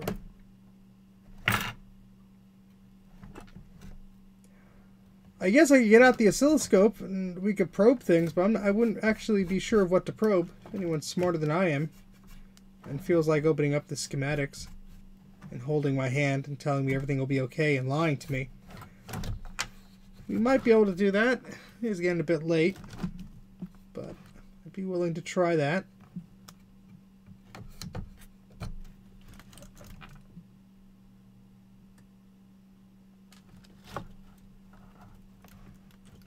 Like, yeah, some of this stuff looks crusty, but it also... I'm not seeing anything terrible. Let me clean this one again. Where did my toothbrush go? Somewhere. Damn it. Where the hell did it go?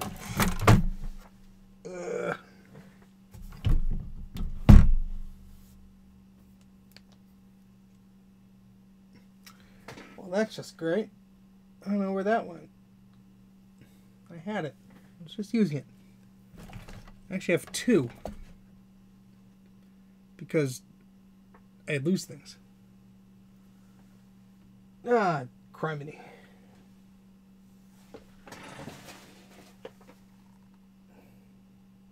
It's not there either. I thought it fell on the floor. Nope. The toothbrush went bye-bye. It's hiding. I'm in the zone, the Twilight Zone. That's the only zone I could think about where all my crap would just go missing randomly. Do-do-do-do. That might be a broken trace. Where the hell did my scalpel go? No! How am I losing everything? Here's the scalpel.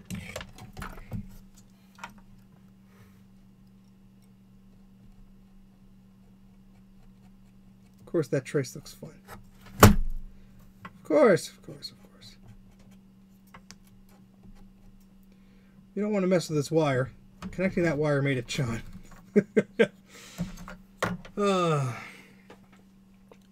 I believe they're 1 meg. They were in the system. I could try putting my own memory in. We can do that. Why not? Let's see. I had some...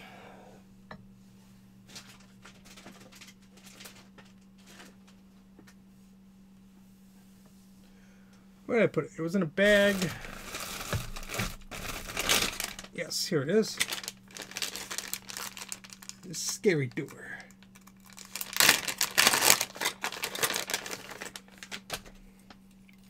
So these came from Mac SE. These should be 1 meg each, I think. Oh. Let's give it a go. Turn the soldering iron off for a while. It does not need to be on this whole time.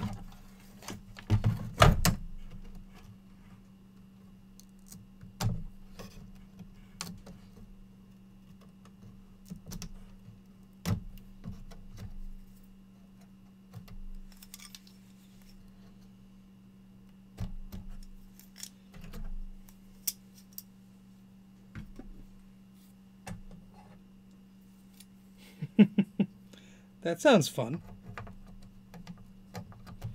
Well, the good news is you could barely see where I melted the plastic.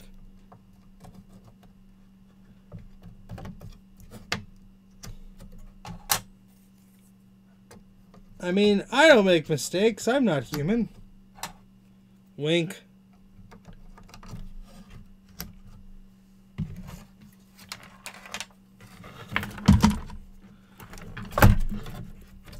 Alright, let's put the board back down. Plug that back in. Plug our blue SCSI back in because that'll give us some lights if it's doing anything.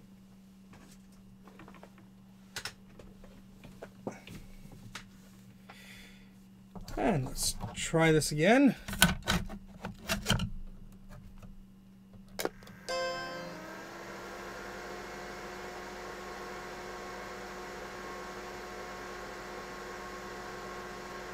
Still chimes.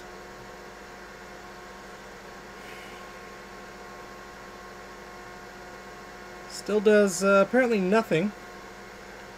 I'm curious. Let's fill both the RAM banks. Because since it chimed, we haven't tried that. I know we're mixing parity with non-parity, but the Mac shouldn't care. And this is the RAM that was in the system when they got it, so hopefully it's okay. Still chimes. You missed a lot, buddy.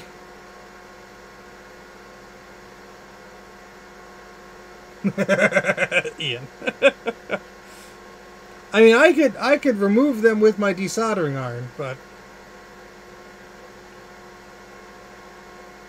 the solder sucker. But I'm not doing that tonight.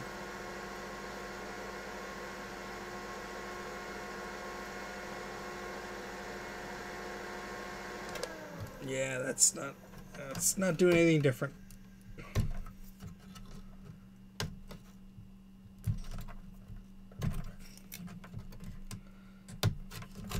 At least this one has metal clips.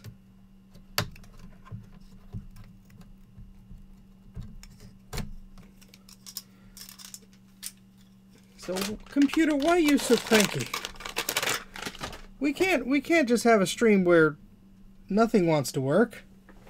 That's usually what happens. I mean, come on. I'm just gonna go randomly poking at stuff.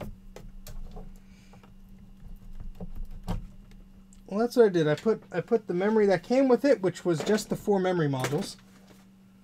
And then I tried my own in bank A. It didn't seem to make a difference. So I'm going to put the original modules back in bank A. And whenever I do this, I risk removing that, and accidentally removing that very delicate trace that we just fixed.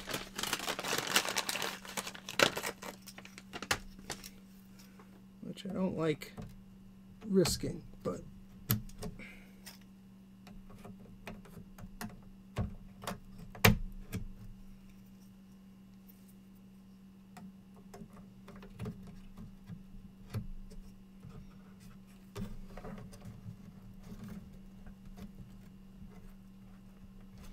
it was so naive.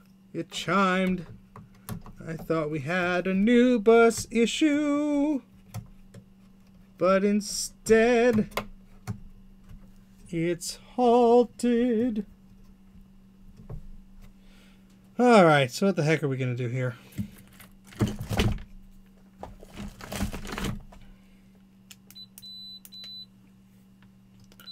Well, I appreciate the,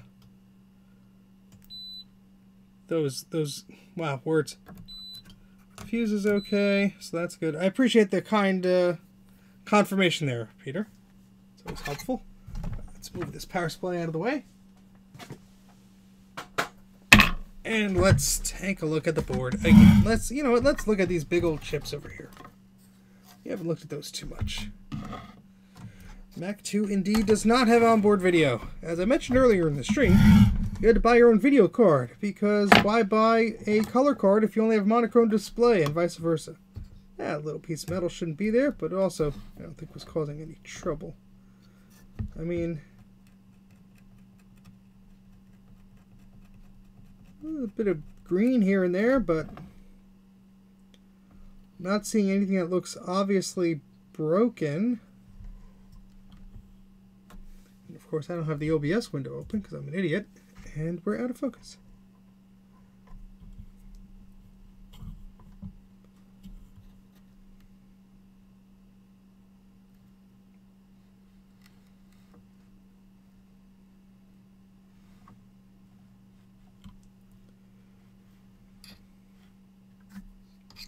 Every time I think I see a break, it's just gunk. Hello, Motorola.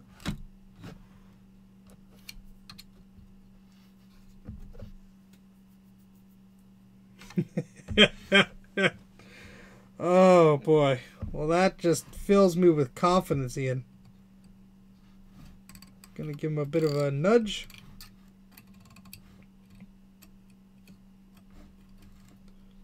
Make sure none of them are wiggling.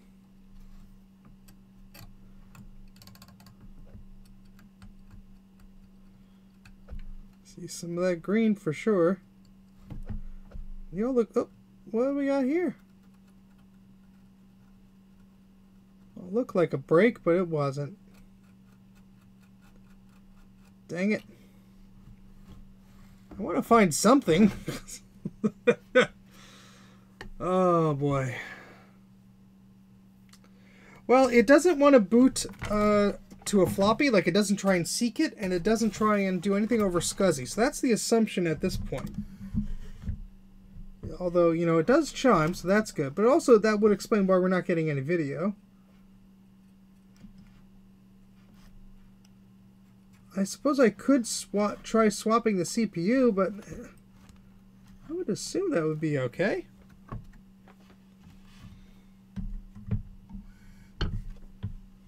Yeah, and that would explain the serial ports not being initialized, although it was weird because we did get it to work once. I wonder if I did a bad trace repair here or something. Like if I connected something where it shouldn't? Because the only repairs I made was this one here.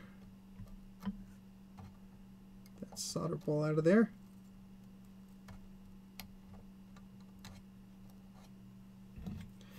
That trace goes there, but that's it's all corroded there. And that's the third one. Whoops, let's follow that again. It's the third one from the left. Now it's the fourth one from the left. And yeah, that's connected exactly where it should be. And then this picks it up and carries it the rest of the way.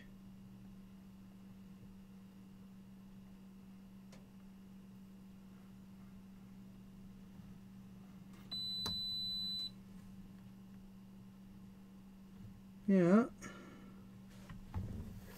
Yeah, I think that's connected properly. So that's going to the right spot.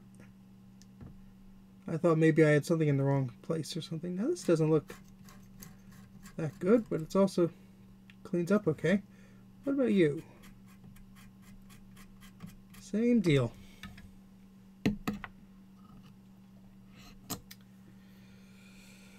Yeah, I would wonder what would cause the IWM to not be happy. I mean, if I look at the back of it, it looks certainly peachy. I mean, the whole bottom of the board looks pretty good. All things considered.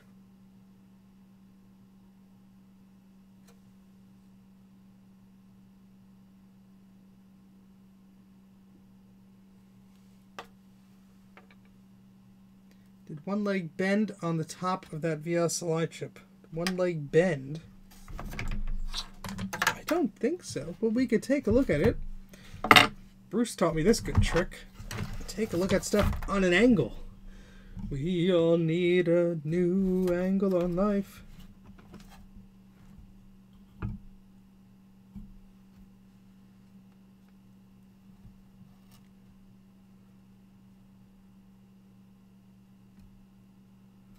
Well, sometimes you have these little breaks.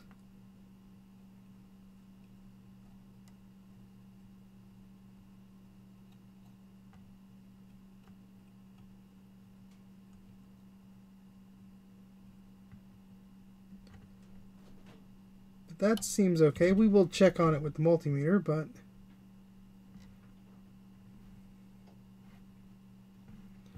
it happens on the Quadra boards all the time.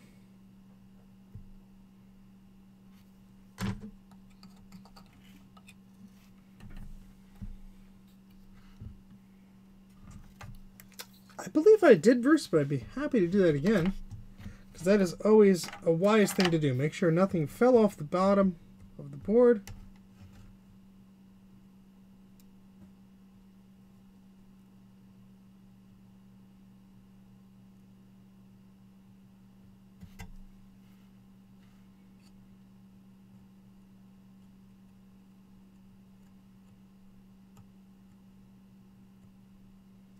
Serves me right for wanting to stream tonight. Oh, whoa, whoa, whoa, whoa, whoa, whoa, whoa, whoa. What do we got here?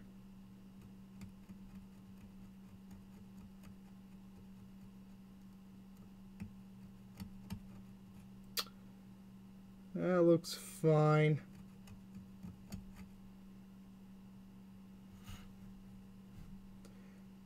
These are always something to watch out for when the trace touches the pin on the side, especially on the SE30. That always goes behind the power connector there. I know it's hard to see from the microscope, but the hole looks okay. Ugh.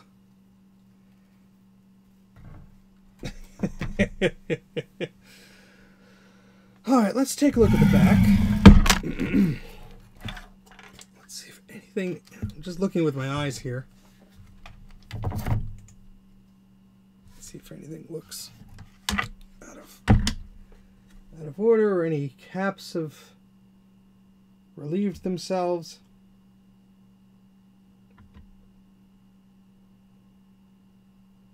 So far, so good.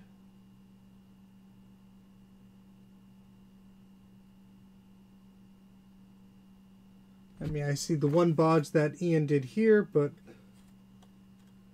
I could visually follow that along. And that's going under the memory, and that looks fine. It's connecting from that resistor pack to that via.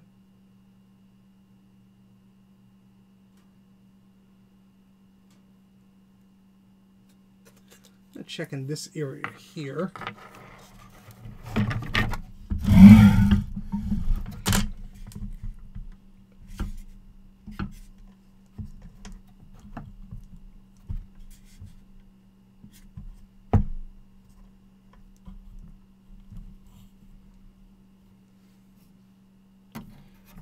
I want to look over here.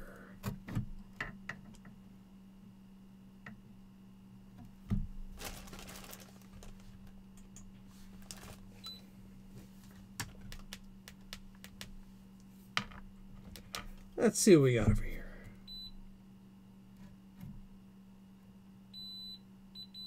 How the hell is that still connected? Well, I'm going to touch that up anyway. That doesn't look like it's connected. It really doesn't.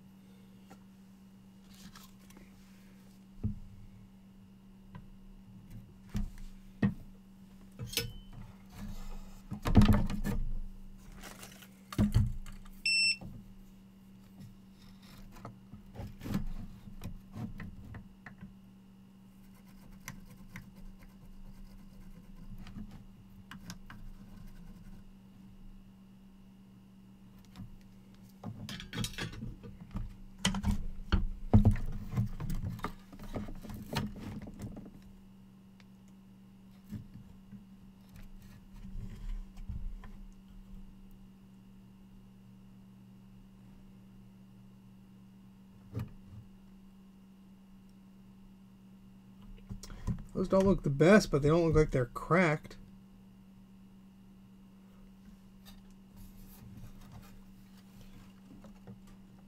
Those are the chips right by the processor and junk.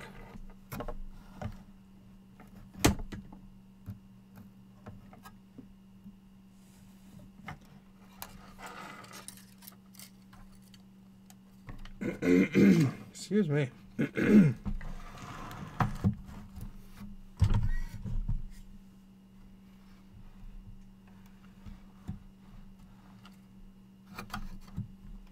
Let's see what we got over here. What's going on over here? Oh my. Got some freckles.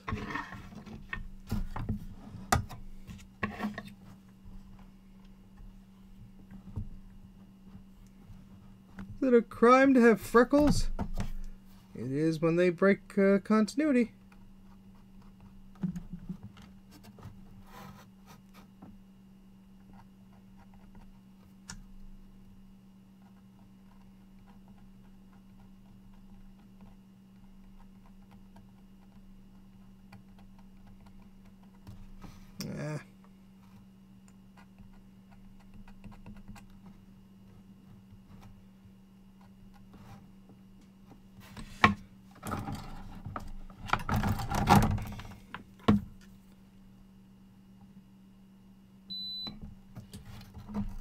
That's fine. And that is too.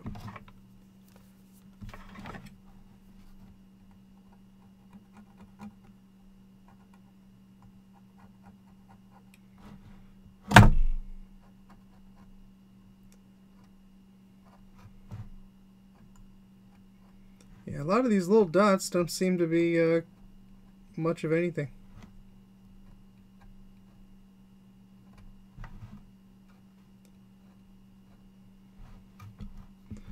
I wish they were. Give me some false hope at least. Come on.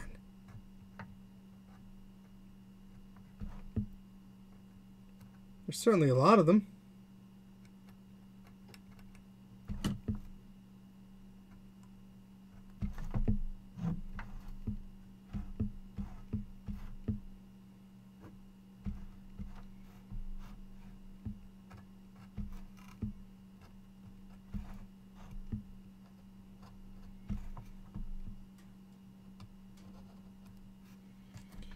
Oh boy. This has its original non-MMU. I don't know if this is an 800K model or not. I forget. And I forget. I mean, this looks a little rough, but should be okay, hopefully. It's right below the memory slots that Ian was working on. I know that's a bit rough, but that is still connected. Because these were all removed.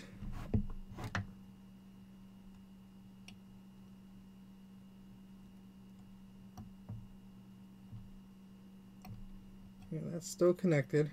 Again, looks kind of rough. In fact, I'm gonna fix this. Let's just run a little. It'll be something for me to do. Be something for me to do. I'm just gonna run because I have a little trace wire. Let's just tidy that up a little bit. Well, good night, Nathan. I will be heading to bed soon because holy crap, it is nearly 1 a.m.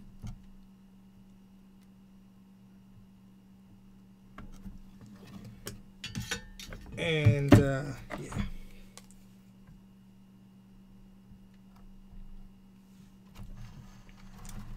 And we're just gonna go from there to,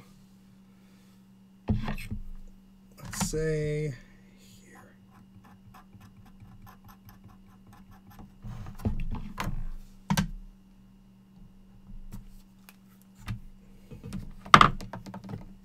Make sure it has a nice, strong connection.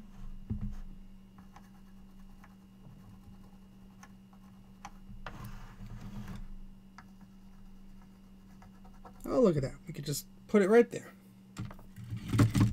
Makes it even easier for us. We just go... Whoops.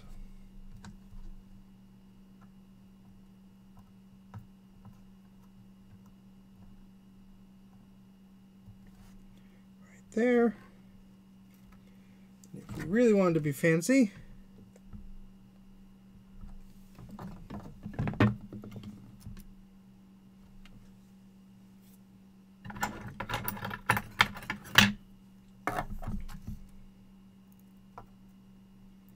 Oh, these tweezers are so much better.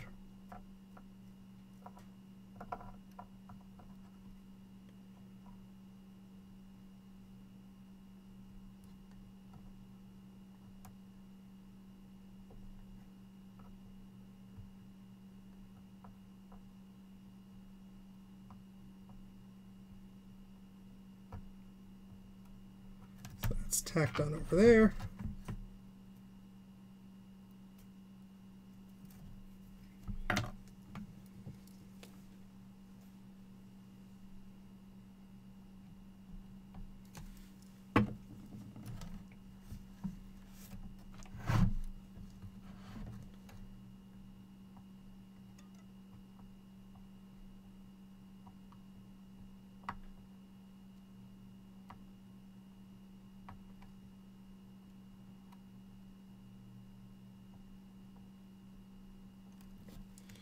Why am I not using my tweezers?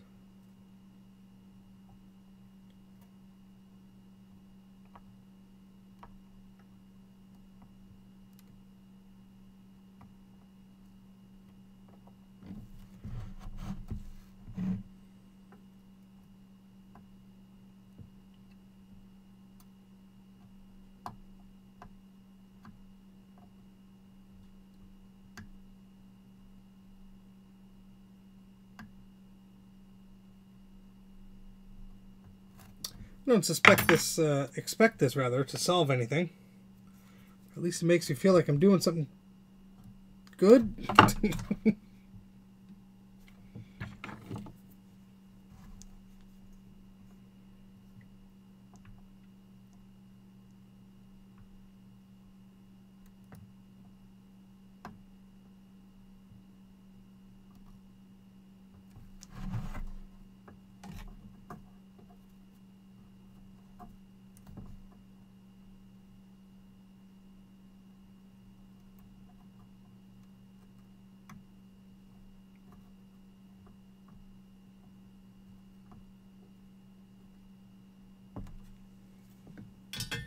Well, I feel better. I don't know about you. Oh, boy.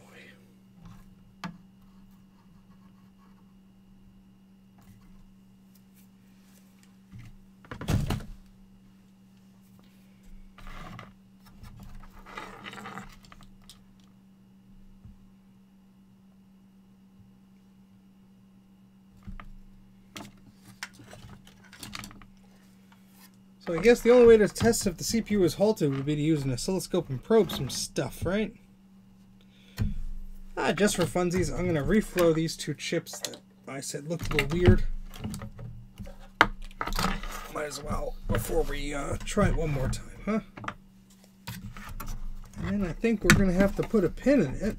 Because my back's starting to hurt. Now I'm sleepy and such.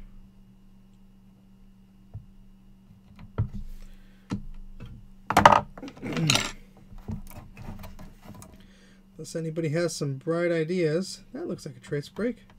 But it's probably fine.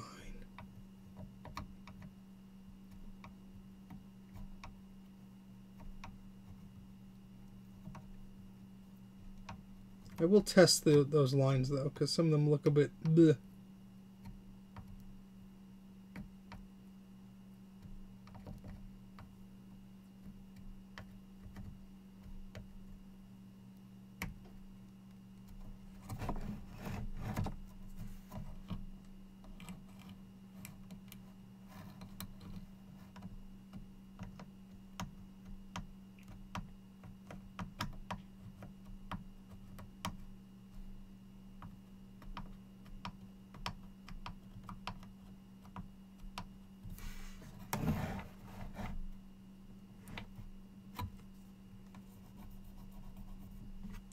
I should have more flux there.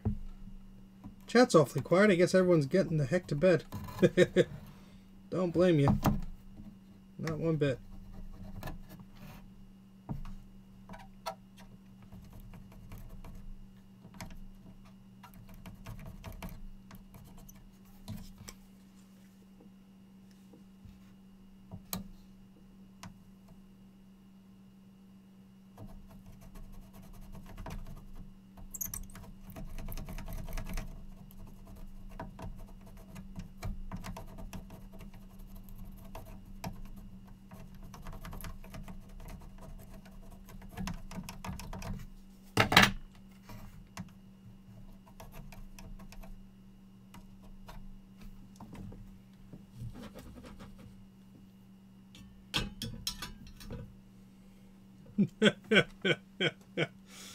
Oh, I don't even have a 2FX. I know someone in the Midwest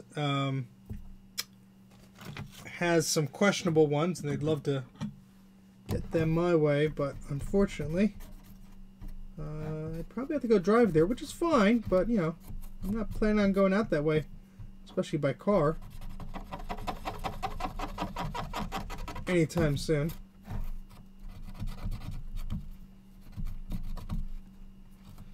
I wish I knew where I put my toothbrush.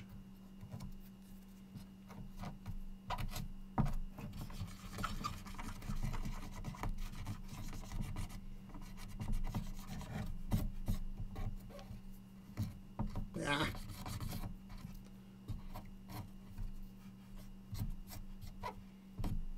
Just making a mess, aren't I? Alright, let's check some continuity here. Come visit, you'll get pizza.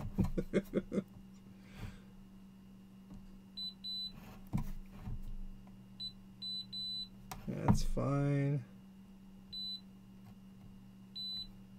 I mean, everywhere on this board, there's just little bits and pieces of like, hi, I'm slightly corroded. But nothing big enough to, I don't know. Let's test it one more time. Oh god, 20 megabytes because of hard drives.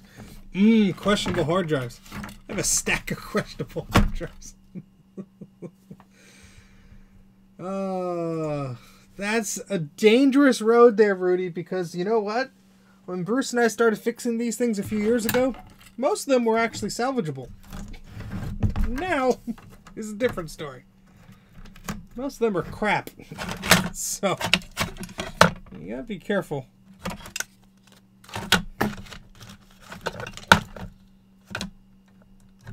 All right.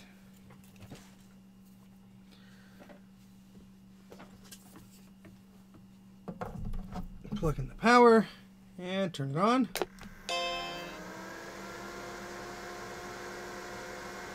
Not to discourage anybody from picking up these machines. They're great. If you get them at a good price and you have the skills, why not? Have fun with it.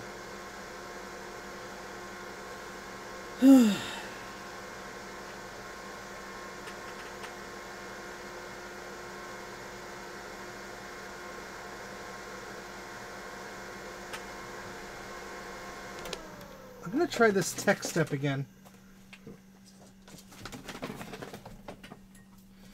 I know it's silly, but I'm just curious because we did get it to work once. It's going to drive me nuts. Maybe we could do the manual mode or something. I don't know. I don't know.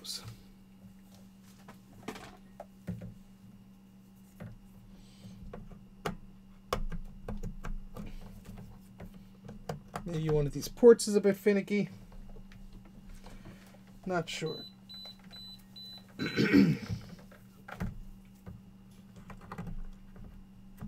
Maybe one of the cables is bad. I doubt it, but you never know. Stranger things have happened.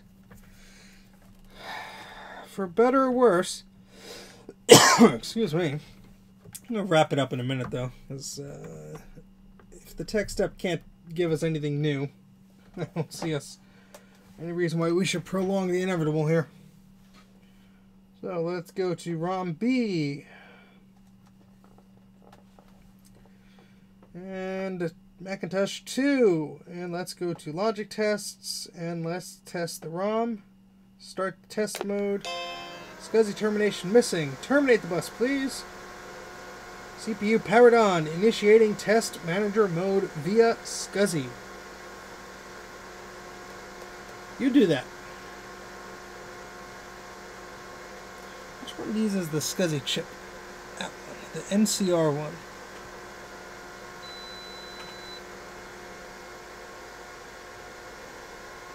Which appears just fine.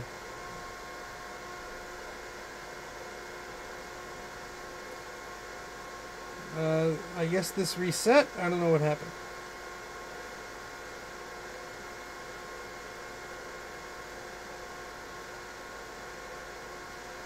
Try it again. Spent 40 minutes fixing the power button. Oh, that sounds like fun.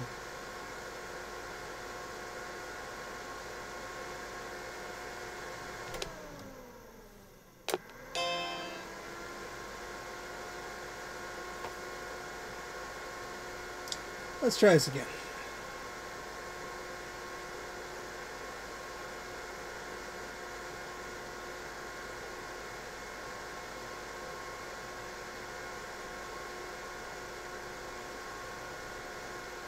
Still says initiating test manager mode via SCSI. SCSI or serial problem. Try manual test manager entry. Press back. Back.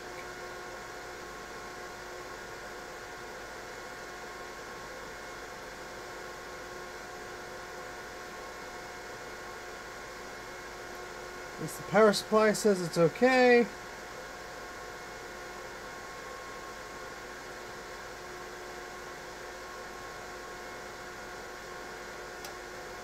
What could be causing a communications issue? Yeah, it is that type of string. I did not terminate the internal socket, but I can grab an external one.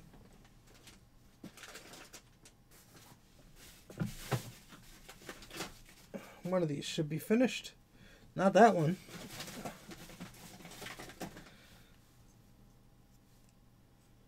Yeah, this one's all done. That's an IDE cable. We don't want that. Here's SCSI cable. Here's SCSI. Here's SCSI. Oh boy. I do not know where the SCSI cables went. Ah, poopy. Oh boy. Let me stand up. And the tech step wants to go on the floor. We're not going to let you do that, Mr. Tech Step. Don't want you to go on the floor. Well, the spare SCSI cable I'm using is in a PC, which is disgusting, but let's see if I have some over here.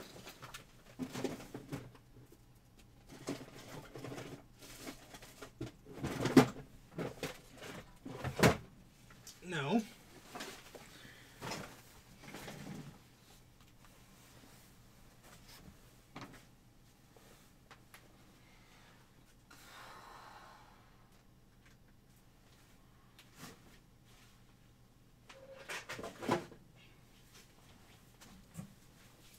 Alright, well, I found one. At least we could test it with the internal one.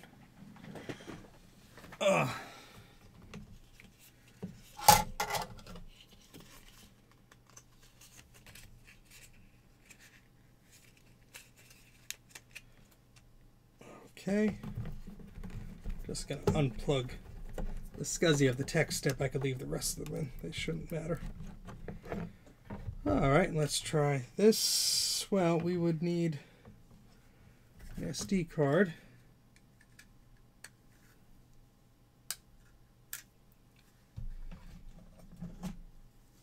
With an adapter for the desktop version. And let's give it a go. Would help if the power was turned on. So we got the power light on the blue SCSI.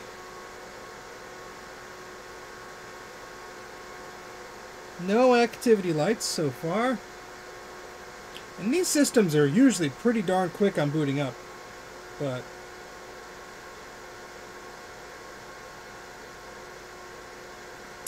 I'm also curious. This does not seem to be doing anything. I'm also curious if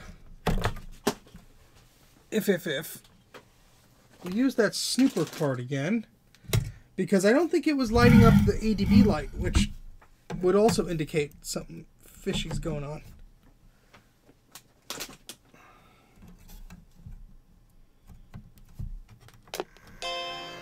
So you have ADB power, but not like a serial ADB connection. Not sure if you can see that on this card. But ADB light is not blinking. We can try... That's the first ADB port. We can try the second one just for fun.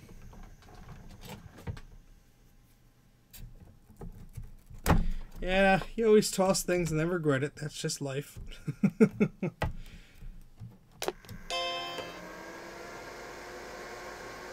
Check the ADB fuse towards the back. Well, there are two fuses, fuse 1 and fuse 2.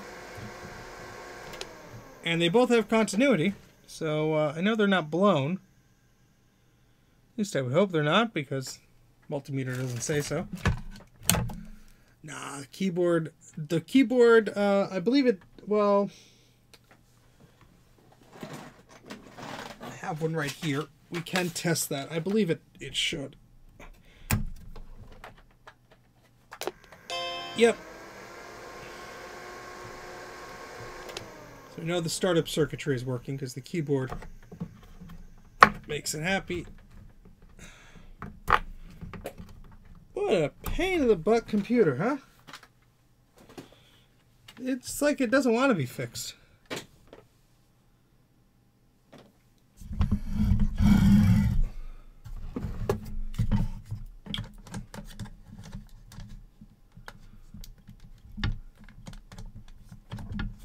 It's like, how dare you try and fix me?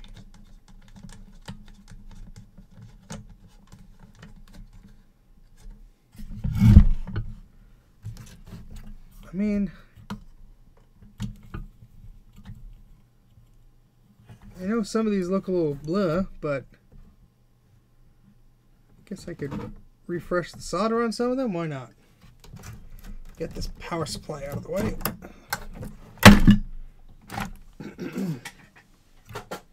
Be the last thing we try and do tonight, because I am stum-dilly-umped.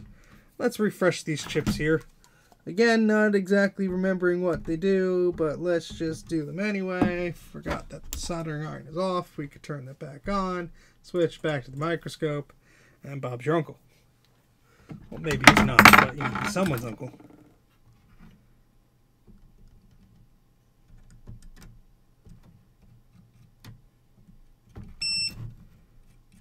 Also not hurt to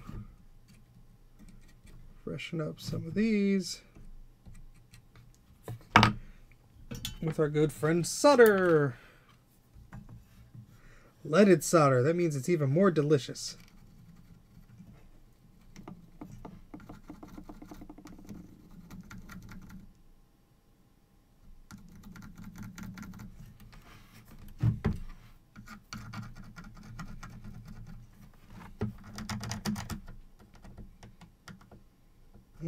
These smell delicious.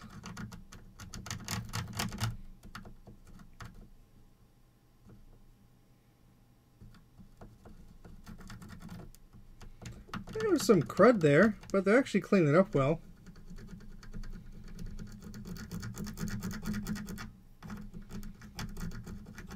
I'm just going to touch these up, not necessarily going to rip them off at this point. What was that? Was that supposed to go there? I don't know.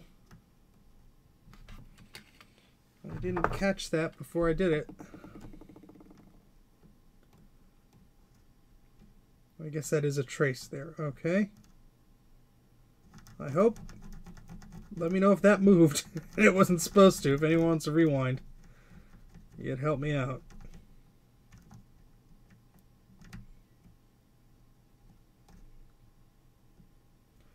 I see your little solder ball. What are you doing over there? Get out of there.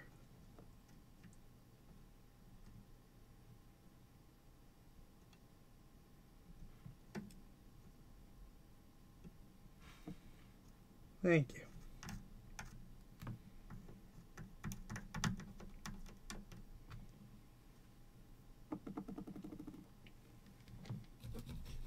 Well, thankfully, somebody has an Uncle Bob. That's the most important part of the stream today. Oh boy. Let's clean these up, why not?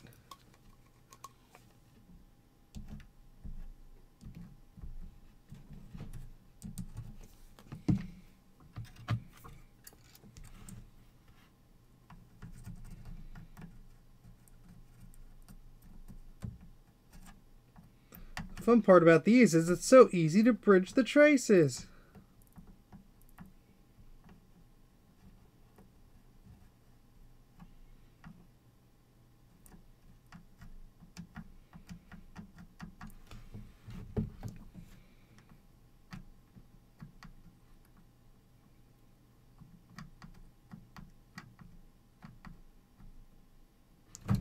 These do smell quite crusty. Who knows, maybe they were just making a slight connection or something.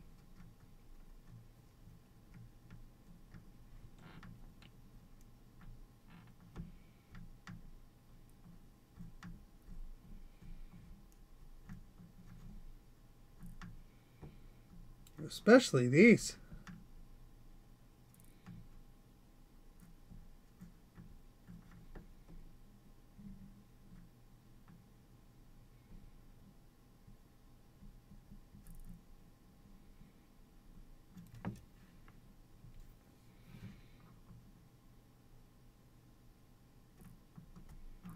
Gotta wonder if those are actually making a connection.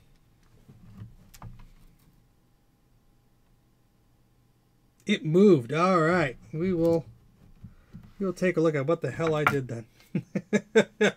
Thank you, folks.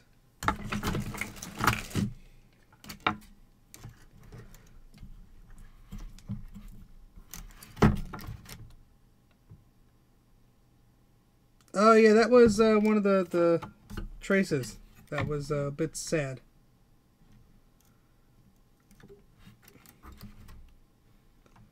Yep, so that shouldn't be there. Oh, that's sad.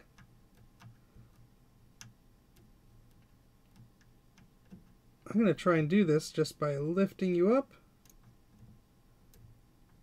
And putting you... Well, that's not going to work. And we're out of focus because my microscope is acting like a little spoiled brat tonight. Not sure why it's doing that, but it's not helping me out. Now the new tweezers I had are right there. There we go. Let's see.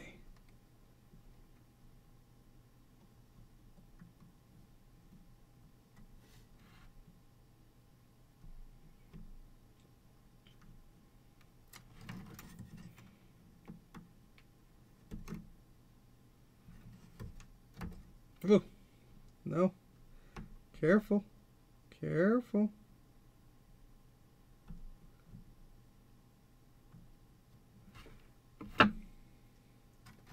Let's just have you be friends, and I don't want to move that thing if I don't have to. Just there. God, that looks terrible. As long as it's not bridging, it shouldn't. And I'm sorry it's so blurry.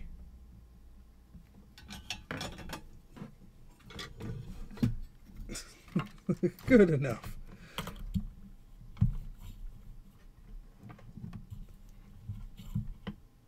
And we're just going to verify with our multimeter friend that that's not touching it. Anything it shouldn't.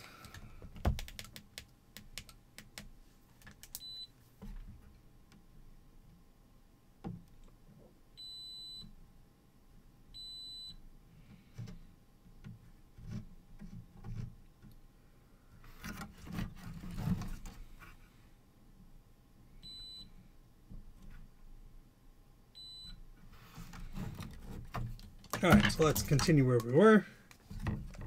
We have to do these over here and these over there.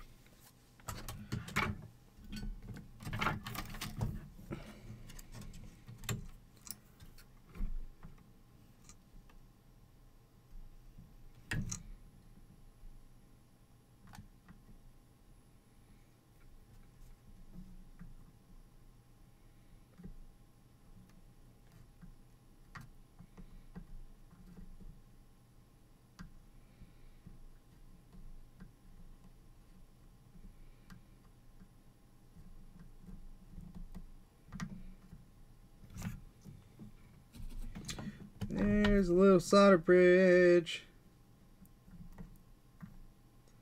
And we're trying to get rid of it without changing tools.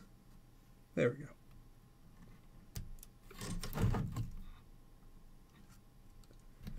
You go over there.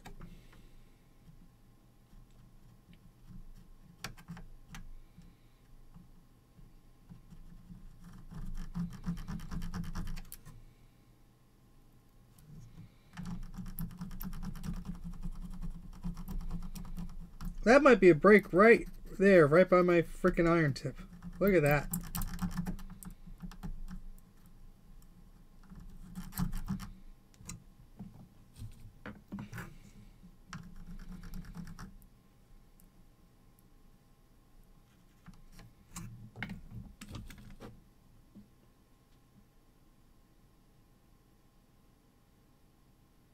Sure thing, Bruce. Right next to the bank B of the RAM slots, you mean? Cause oh boy, yeah, I could have made a boo-boo. And I bet this is fine, but it certainly looks like a problem. Right here, see, right? Right by this little line.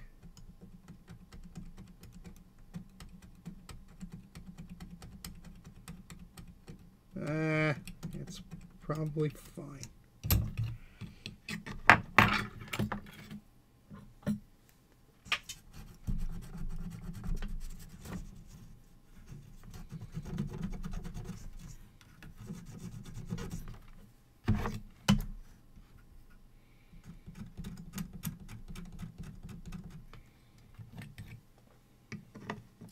All right, Jeremy.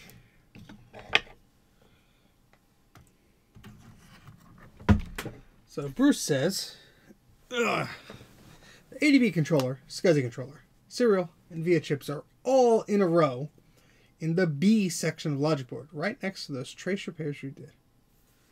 So if I look at the, B, it's all the way over here. Now, let me just tidy this up here.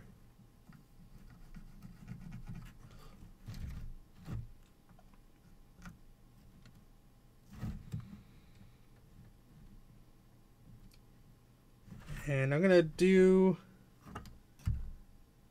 this is a serial chip here, so we're going to reflow this one. I mean, I'm just trying to make sure that they look okay, but I know there was a lot of green here. And so it wouldn't hurt, right? Right? Or am I just stupid?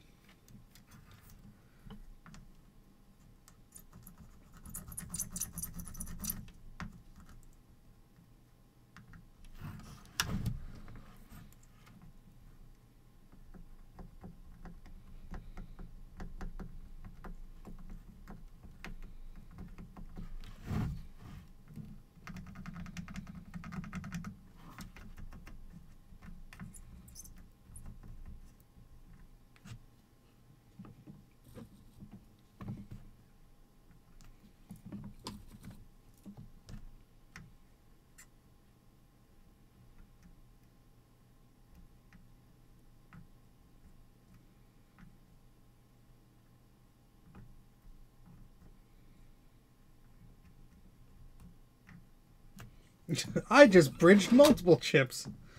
Multiple pins. Yay! I'll have to look at these at an angle to make sure that I didn't do a bad thing.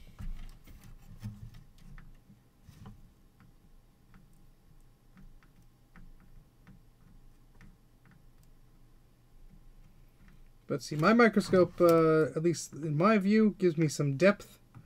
So it gives me a better sense if I could see if I bridged it or not. Unfortunately, the camera is only on one eye. So you don't get that real depth that I do, unfortunately.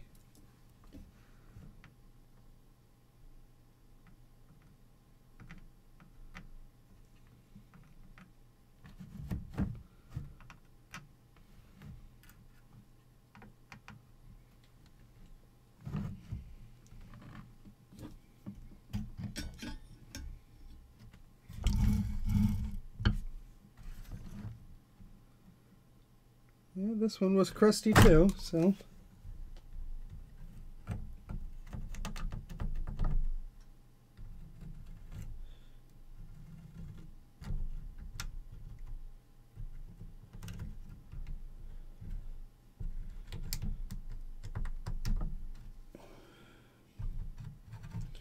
I am getting tired. But these will be the last things that we mess with tonight. Oh boy. Haste makes waste, my friends. Maybe you should listen to that, Steven. Quiet.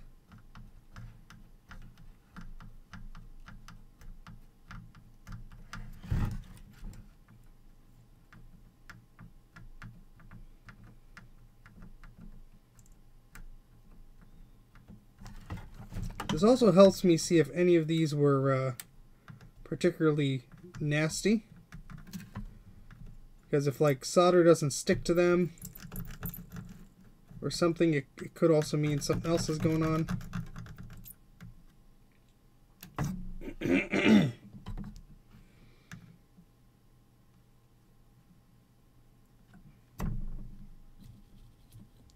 Hey Drake, how's it going? Hope you're doing okay.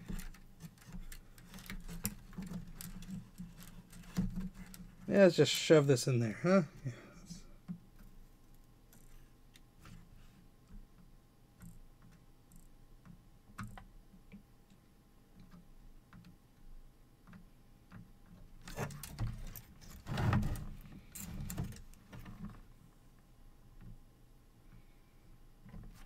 The worst to do it from the sides, because then you don't get your iron just right, and it's so awkward to hold in that position.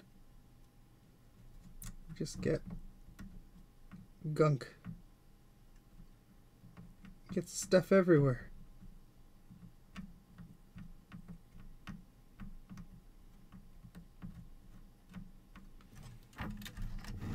Did I do this one already?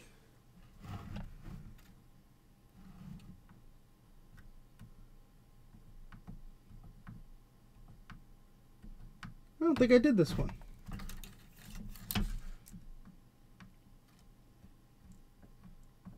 I didn't even put flux in there.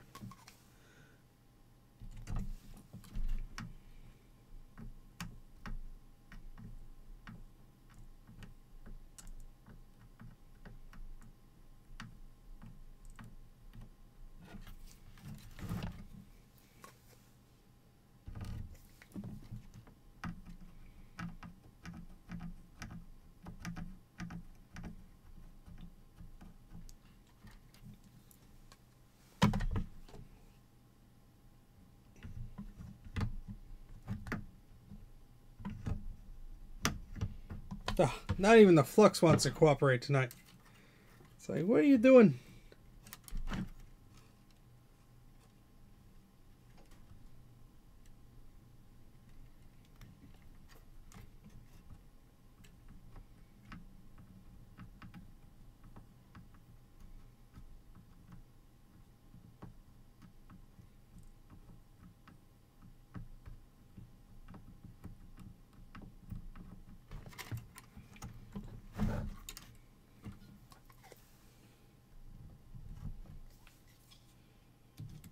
So much flux, so little time. Don't eat the logic board. Something, something, time. I don't know. Oh God, he can't even sing. He must be tired.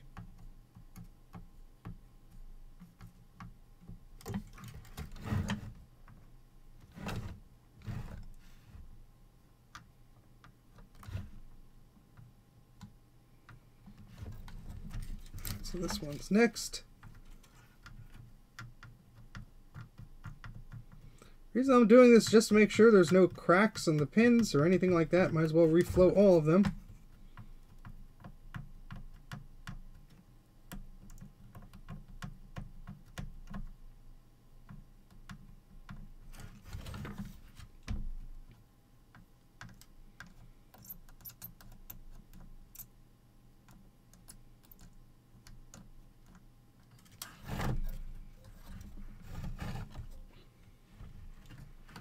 By my lyrical abilities. This is true. It's probably one of the quieter live streams I've done. I'm probably one putting you all to sleep.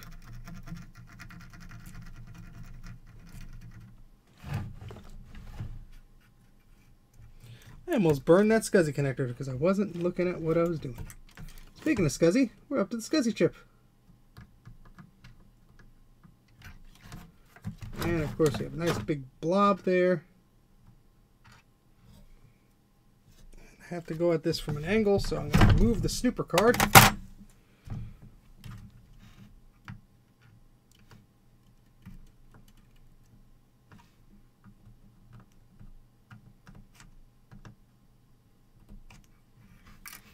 And we need more flux. Hey, Thomas, how's it going? And Jack. Anybody else forgot to say hello to? Maybe I'm saying hello to you for the third or fourth time. Hello. You deserve it. Thank you for watching. Thank you for tuning in.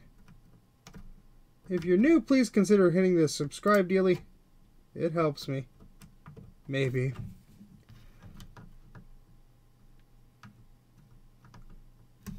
The algorithm works in mysterious ways.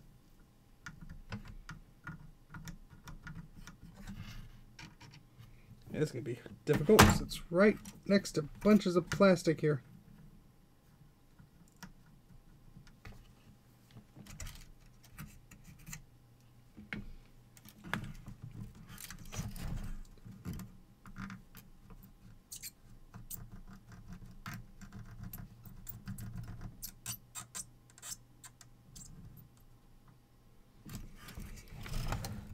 Now ideally, I would have tested this system every time I reflowed one of these chips.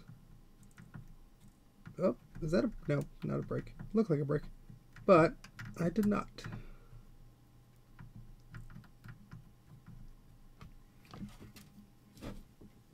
Now we really need to find that damn toothbrush. Because I would really like to clean this board. I don't know where the hell it went. I think there's another brush over here.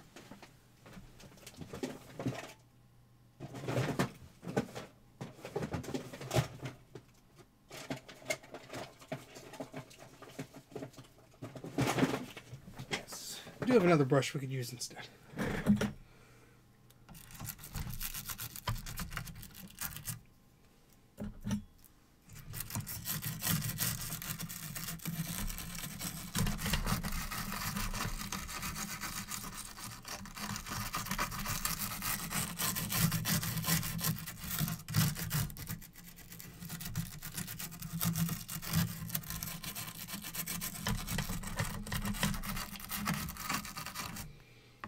All right.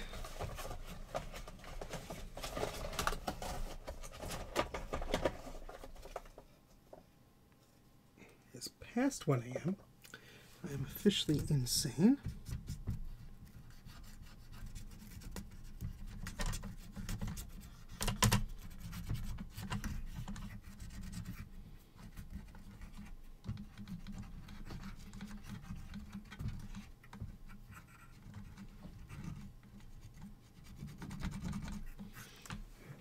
All right.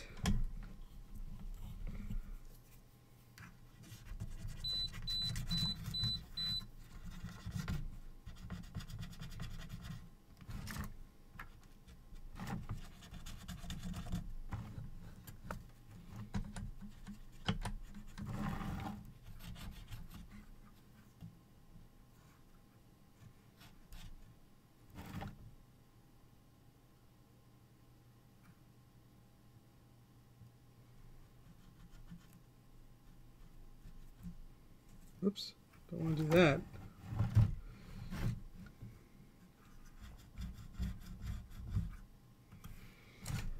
Well, let's give it old testaroonie, huh? Why the heck not?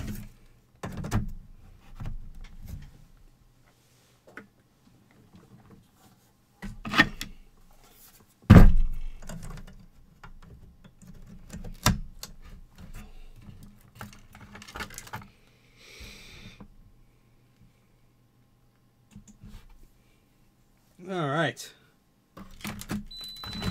Yes, yes, yes. All right, we have the speaker plugged in. We have our batteries on.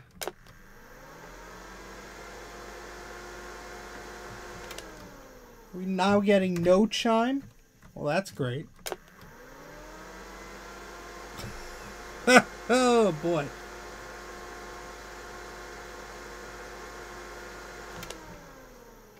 That's awesome. Now we're getting no chime. Did we bridge something? Probably. I'm looking at these chips. It might be a solder ball or something dumb. Especially this area over here. I mean, we could touch that up a little bit, I suppose.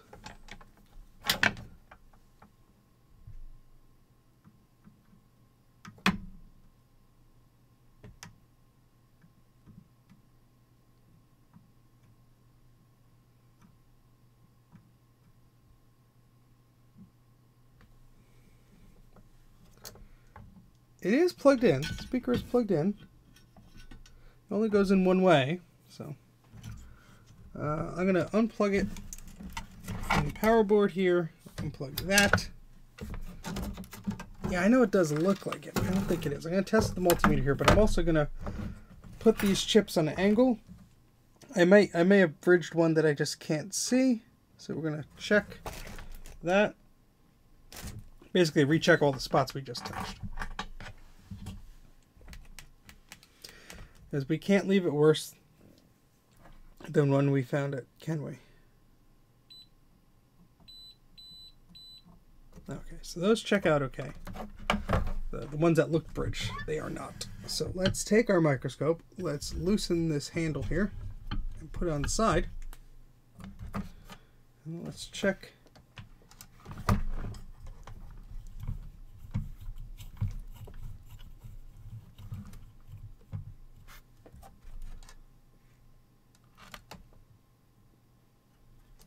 Make sure these are actually making a good connection. We don't have anything that's bridged.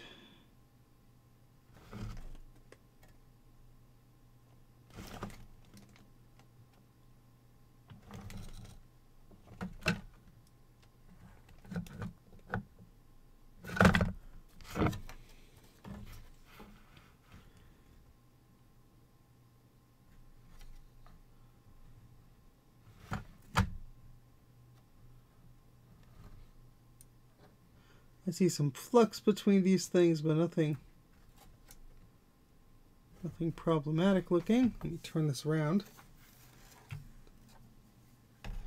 Yeah, that's why I was saying it was kind of dumb of me to just retouch everything and then continue, because you never know.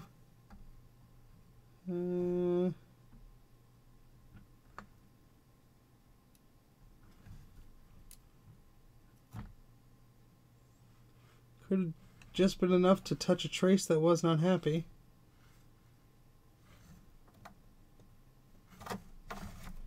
Everything looks connected to me.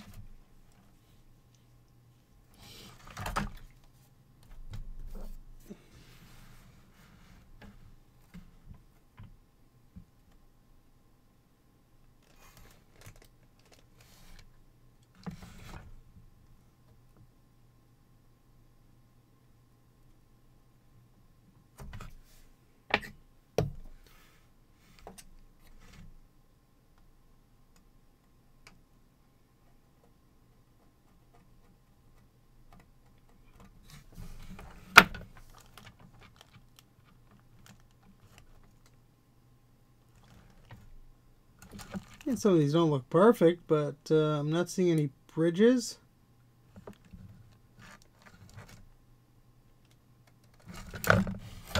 Everything looks like it's pretty fresh solder, you know. This board is huge. This is very hard to handle. That looks like flux, but let's just make sure.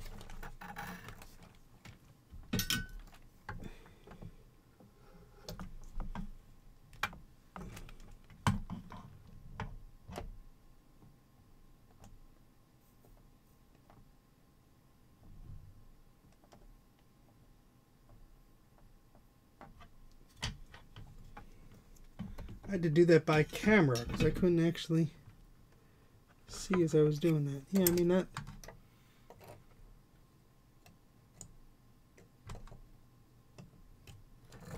might be a bridge there.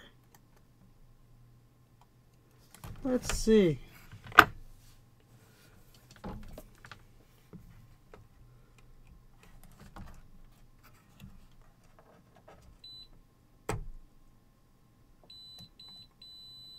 It seems to be. How about that? So that is on this chip. That's on the serial chip. Let's get a better look at that.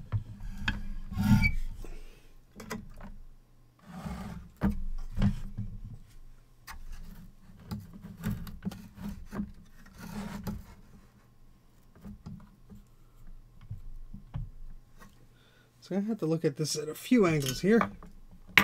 Yeah, the camera not happy today. At all. At all.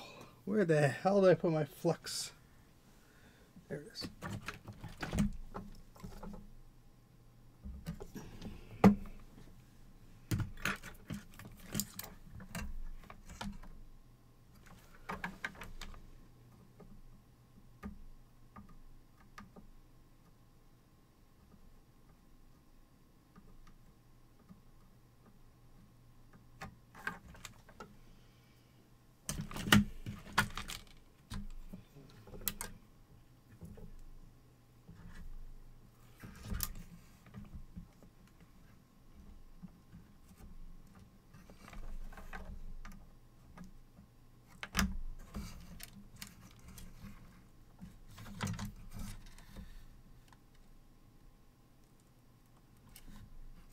All right. Don't see any more bridges there.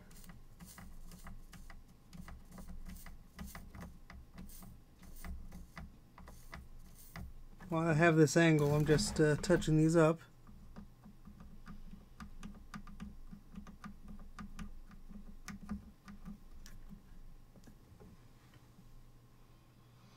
All right, let's try it again. See if that helped out. That certainly did seem like it was bridged. But it was still powering on. So that's good. Maybe. Yay, it chimes again. Now let's plug in our blue SCSI friend. Just to see if it does anything different this time.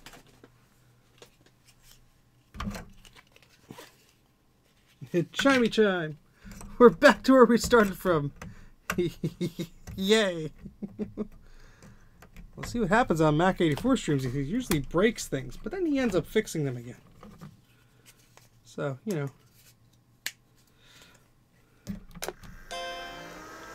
Got power light on the blue SCSI. You can't see a darn thing. I'm sorry. Got the power light. No activity. Hey, metal music.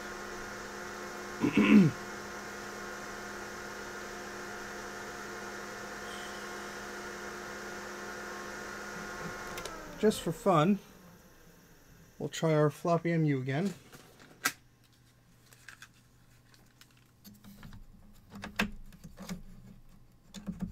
But unfortunately, I don't think we've resolved anything.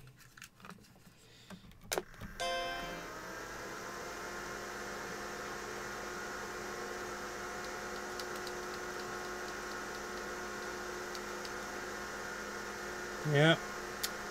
Still doing the same thing. No, Bruce, I mean, we did make it stop chiming, if that helps you. And then we fixed it because there was something bridged on the serial port. You told me to check my work here, right? This is where you told me to check my work? That sounds like something Bruce would say. Check your work, Steve. I can't do a Bruce accent, but Bruce has a lovely accent. And it's very nice. So this trace goes there. Now these I always get confused about, but I did test these a million times. This one goes to this one up there. This one follows right to it. So even though it goes there, oopsies.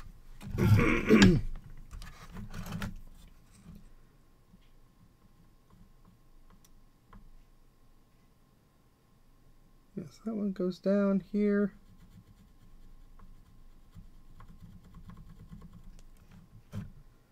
Looks fine to me. And this one here. And then that goes down here, down here. Comes across here, goes down, comes across, goes down, comes across, down all the way up here. Yeah.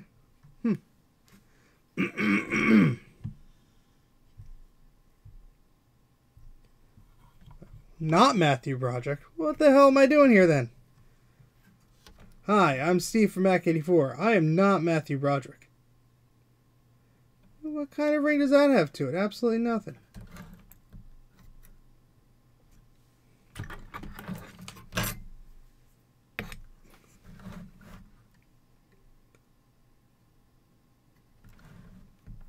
Don't tell me I'm one of the crappy FBI agents or something like that. I haven't seen that movie in a long time. Would you like to play a game?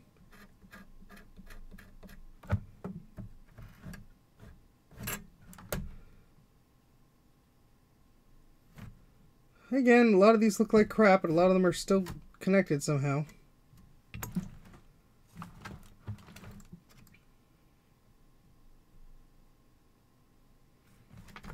Just love to know what allowed the tech step to work once and not again.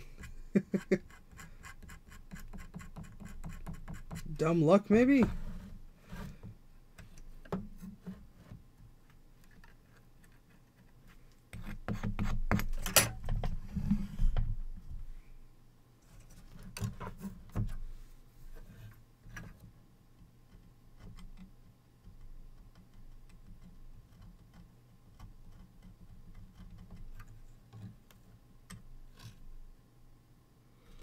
Bruce, it would be a good time for any of your divine wisdom right about now. Bruce is a smart cookie. I always bother him with the stupidest things. But he's a very smart cookie. And that might be a break there. Well, at least it looks like it might be.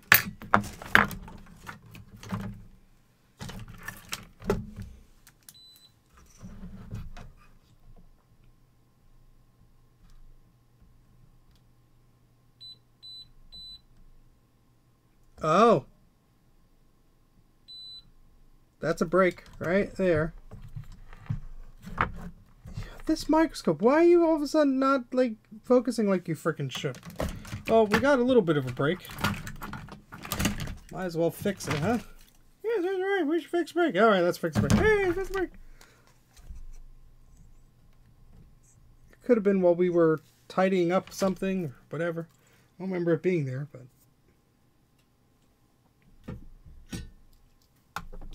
on the internal, I guess, because it plugs in externally, so...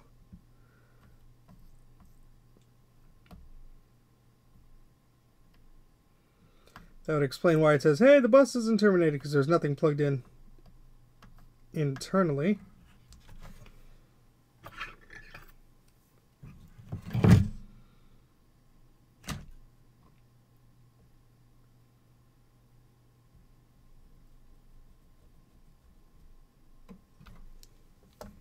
How about that? Yo, sorry, Bruce. I'm an idiot. Steven tired and forget to do good thing go. And I lifted the trace. Yay!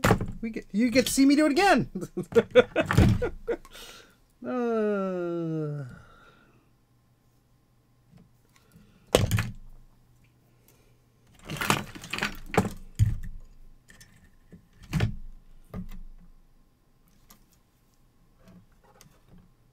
So that little nub there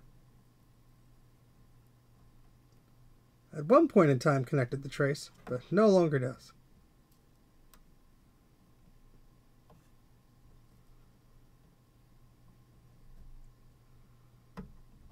Alright, so that should be good. Let's make sure the rest of this looks okay.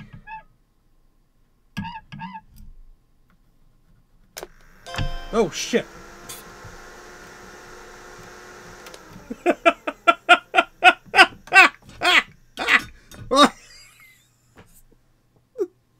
Note to self. Unplug power supply while soldering. Jesus Christ.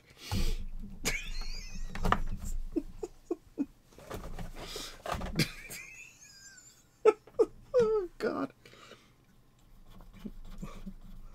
Why, now I know where we can manually jump.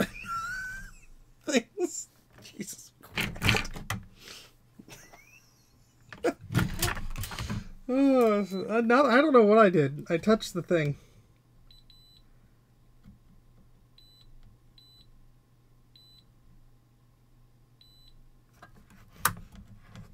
I obviously made it upset, but that's okay.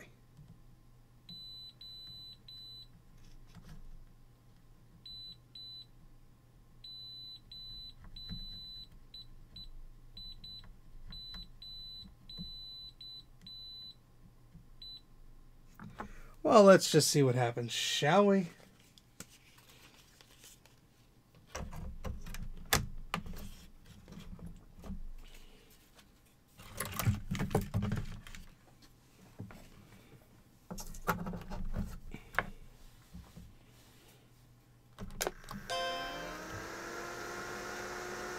Blue Scuzzy still gets power. No activity light.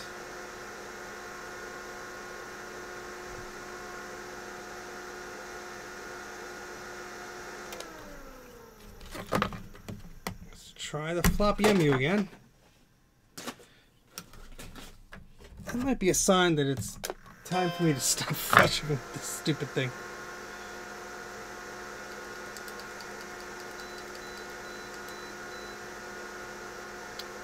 Yeah, still no activity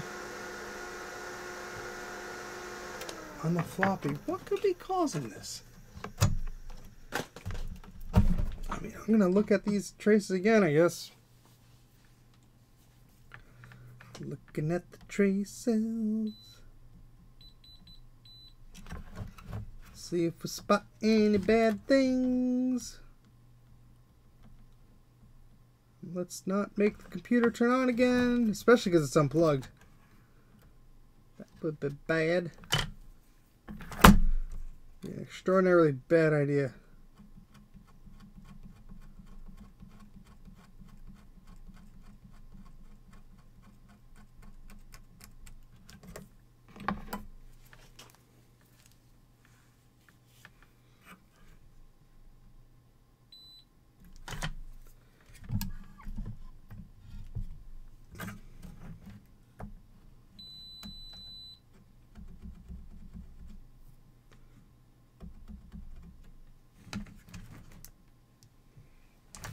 I guess it is. Oh god, it's almost 2 a.m. And 2 hours ago I'd say I'd stop. And yeah, here we are.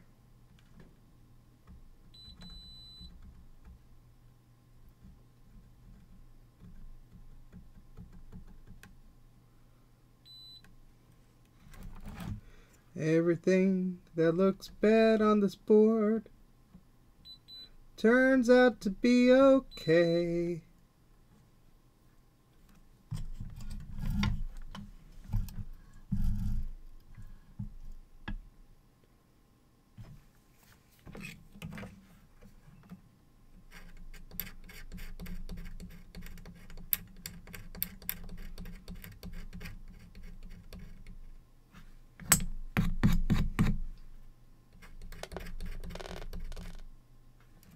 That was weird. It started making farty noises, probably because I'm bridging where the batteries are. Let's turn the batteries off. Even though the power supply is unplugged. Let's unplug it from the board. It's unplugged from the outlet. I do not need to end tonight by getting electrocuted. No, siree.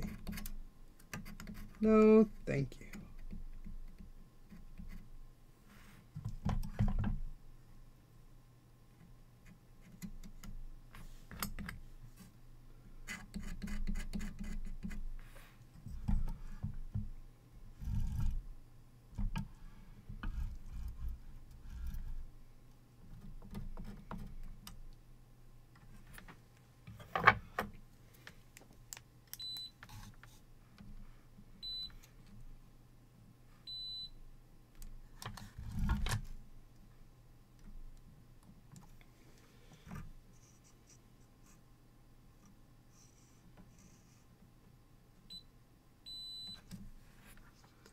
Oh boy.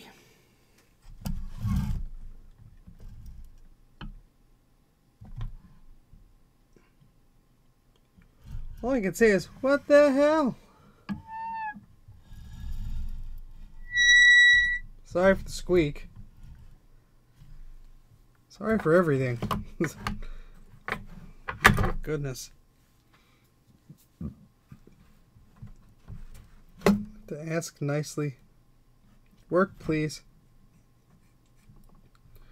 Please work. Please. Work, please. Please work.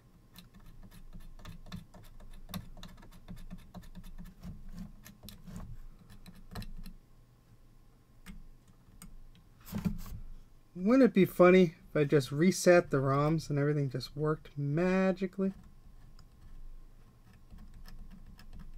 That would be hilarious.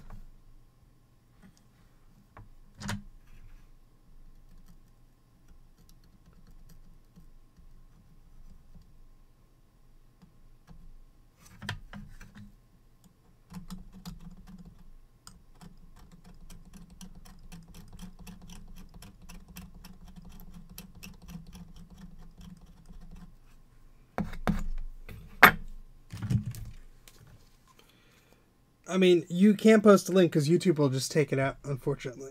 So it's just the ways it is. YouTube is like, no links. No.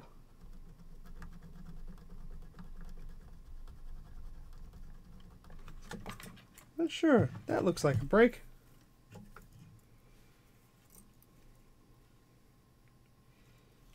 it's a little baby one. Oh wait, that's already fixed because we go up here and over there. Yeah, so you don't have to worry about that because we already fixed that break with a different wire. Yeah.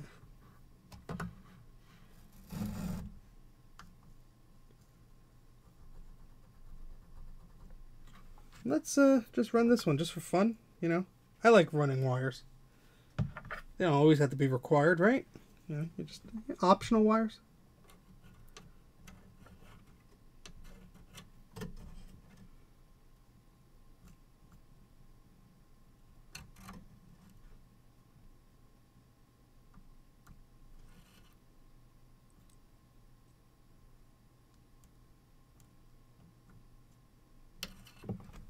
Nice optional wire there. And where are we going to run this optional wire? We're going to run it right up there. Because, you know, it's probably not required. But I think that wire wants a friend. We're going to run it all the way up here. Little happy little trace repair. Painting some happy little flecks here.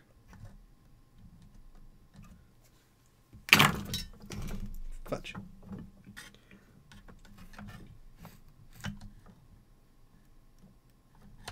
And we're gonna burn off some of this happy little enamel.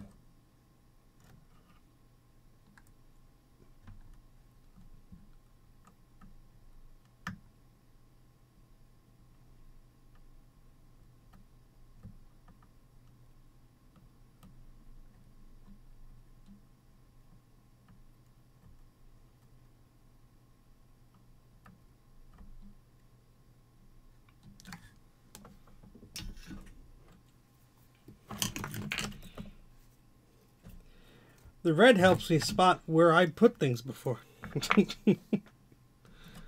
Ah, let's turn it on again.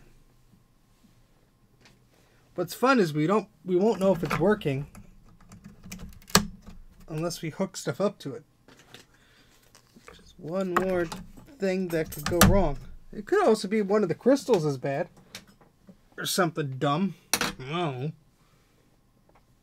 But I'm about to give up. I said that about 20 times already, but I mean it one of these times.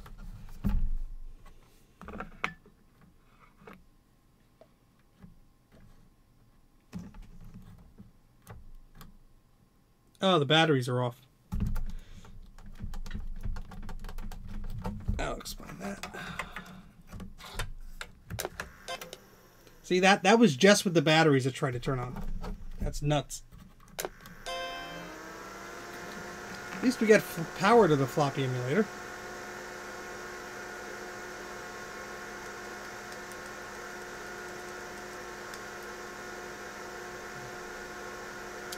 And it does not want to boot.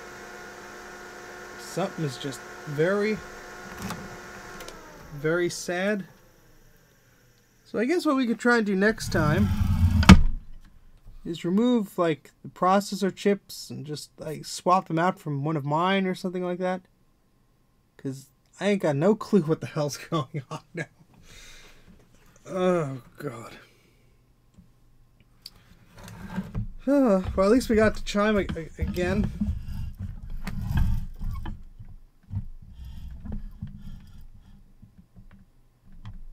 So I really can't see anything. I mean, besides removing the memory slots, which, let's be honest, we'll probably have to do. I don't see anything else going on here. So, that's what we'll probably have to do. Remove those memory slots.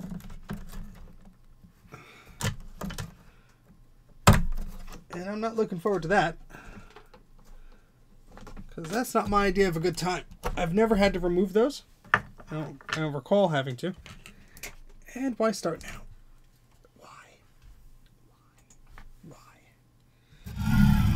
Let's turn the soldering iron off before we burn the house down.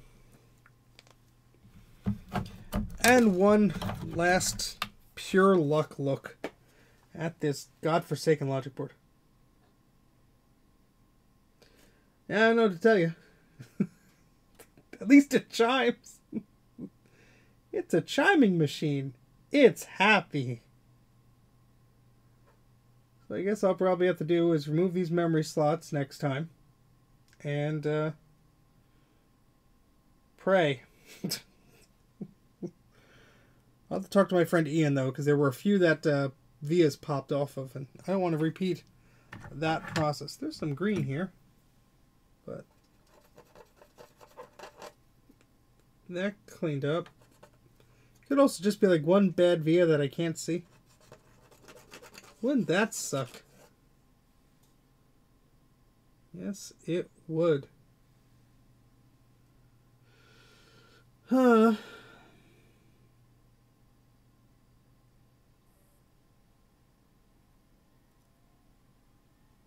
It would be great if it was something simple. Like a cap installed the wrong way. Or something dumb.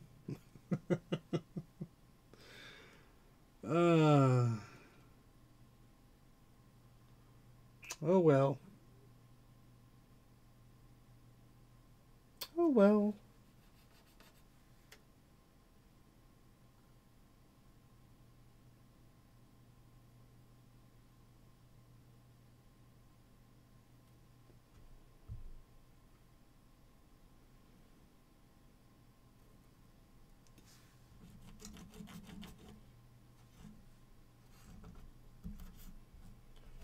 It's just so strange. Something is just going on that's not letting this thing boot up properly.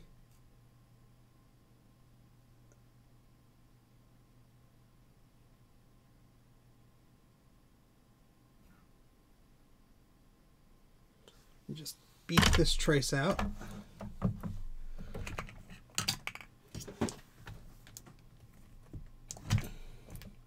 It's cold down here. It's very cold.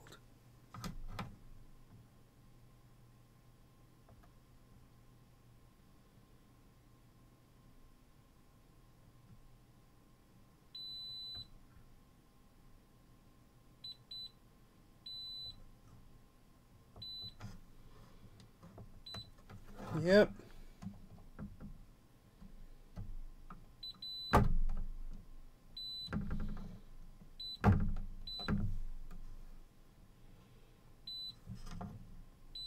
You know, it's funny because most of these boards don't have soft power. We have soft power, but not much else.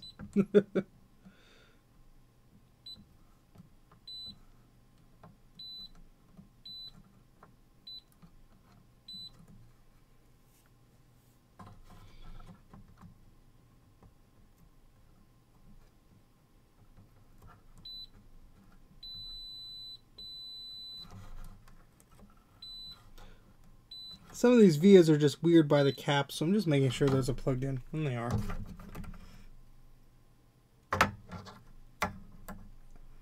Well, your Centro 650 has all tantalum capacitors, so you're in good shape there, except for the battery. Make sure you remove the battery. And hopefully you're in good shape. I am just so darn curious about this. It is driving me insane.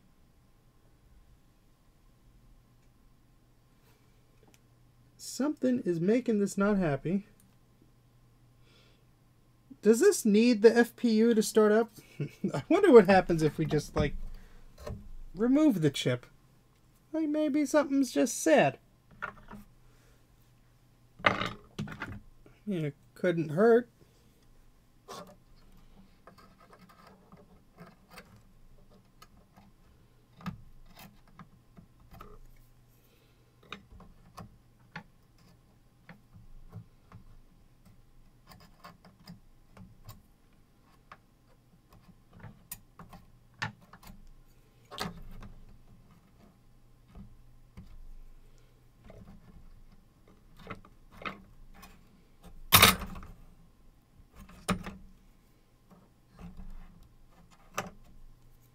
Yeah, I believe the FPU is the 68881.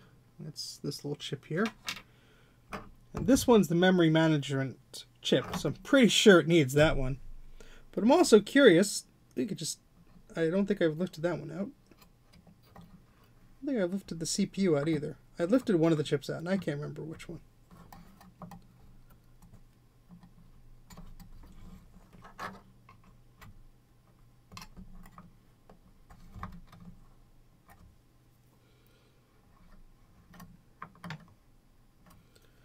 Well, there's your problem. You got a processor installed. You don't need that.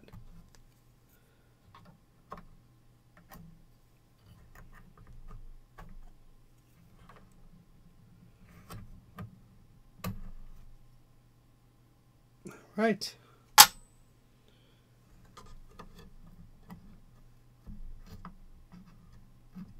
I just want to take a look at all of these under.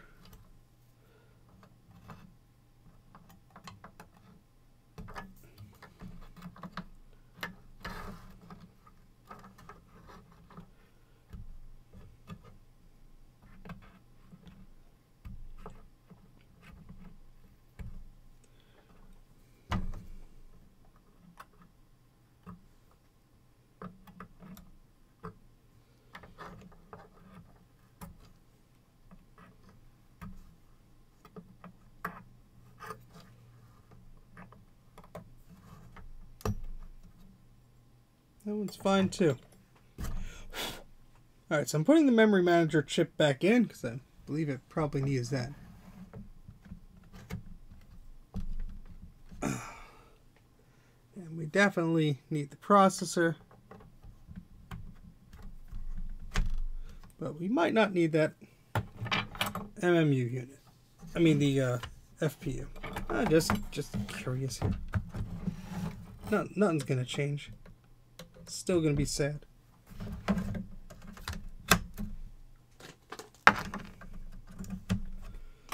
Next up, we'll probably the next stream we'll test some crystals and junk like that. See what makes things happy.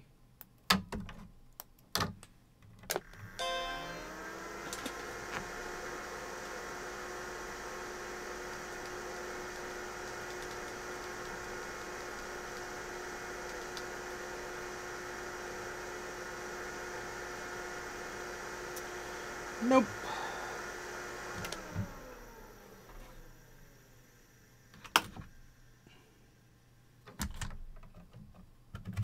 At least all the chips look happy underneath.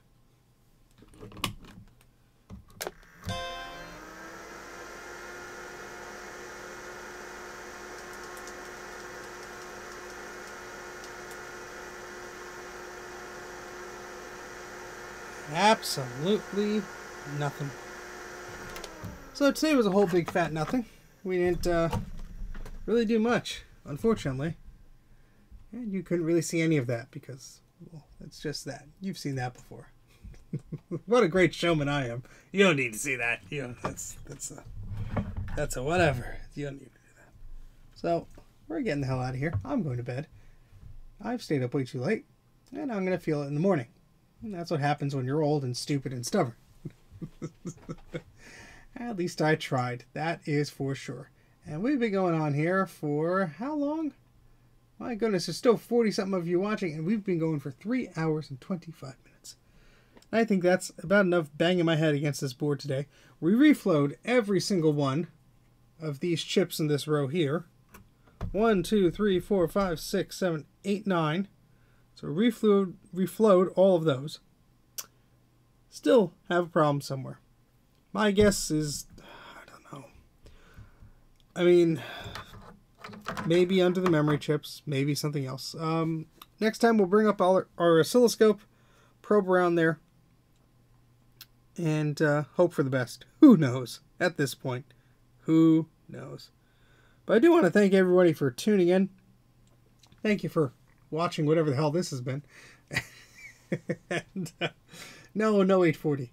And yeah, I certainly do appreciate you hanging out today. It is one of those things where you can't get everything to work every time. So, but oh well. If you don't try, then you don't know what could have been or what's going on or whatnot. I still have some thoughts about this. And did I drop that? No, I did not. I don't know where that went. Of what it could be.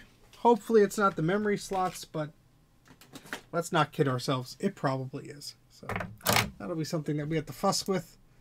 But I do appreciate everybody stopping by. Please like the button on your way. Please click the like button on the way out, and make sure that you are subscribed to the channel if you have not done so already. So I think that's gonna about call it for me for tonight. You can get some fine Mac 84 merchandise at shop.mac84.net if that is your thing. I don't really make much from it, but it's a fun thing, and I like doing it. But I'm going to click the end stream button. I'm going to bed. Hopefully everybody has a good night, or good evening, or good morning, or good afternoon. Evening and night are the same thing. Anyway, bye. Thank you. Bye.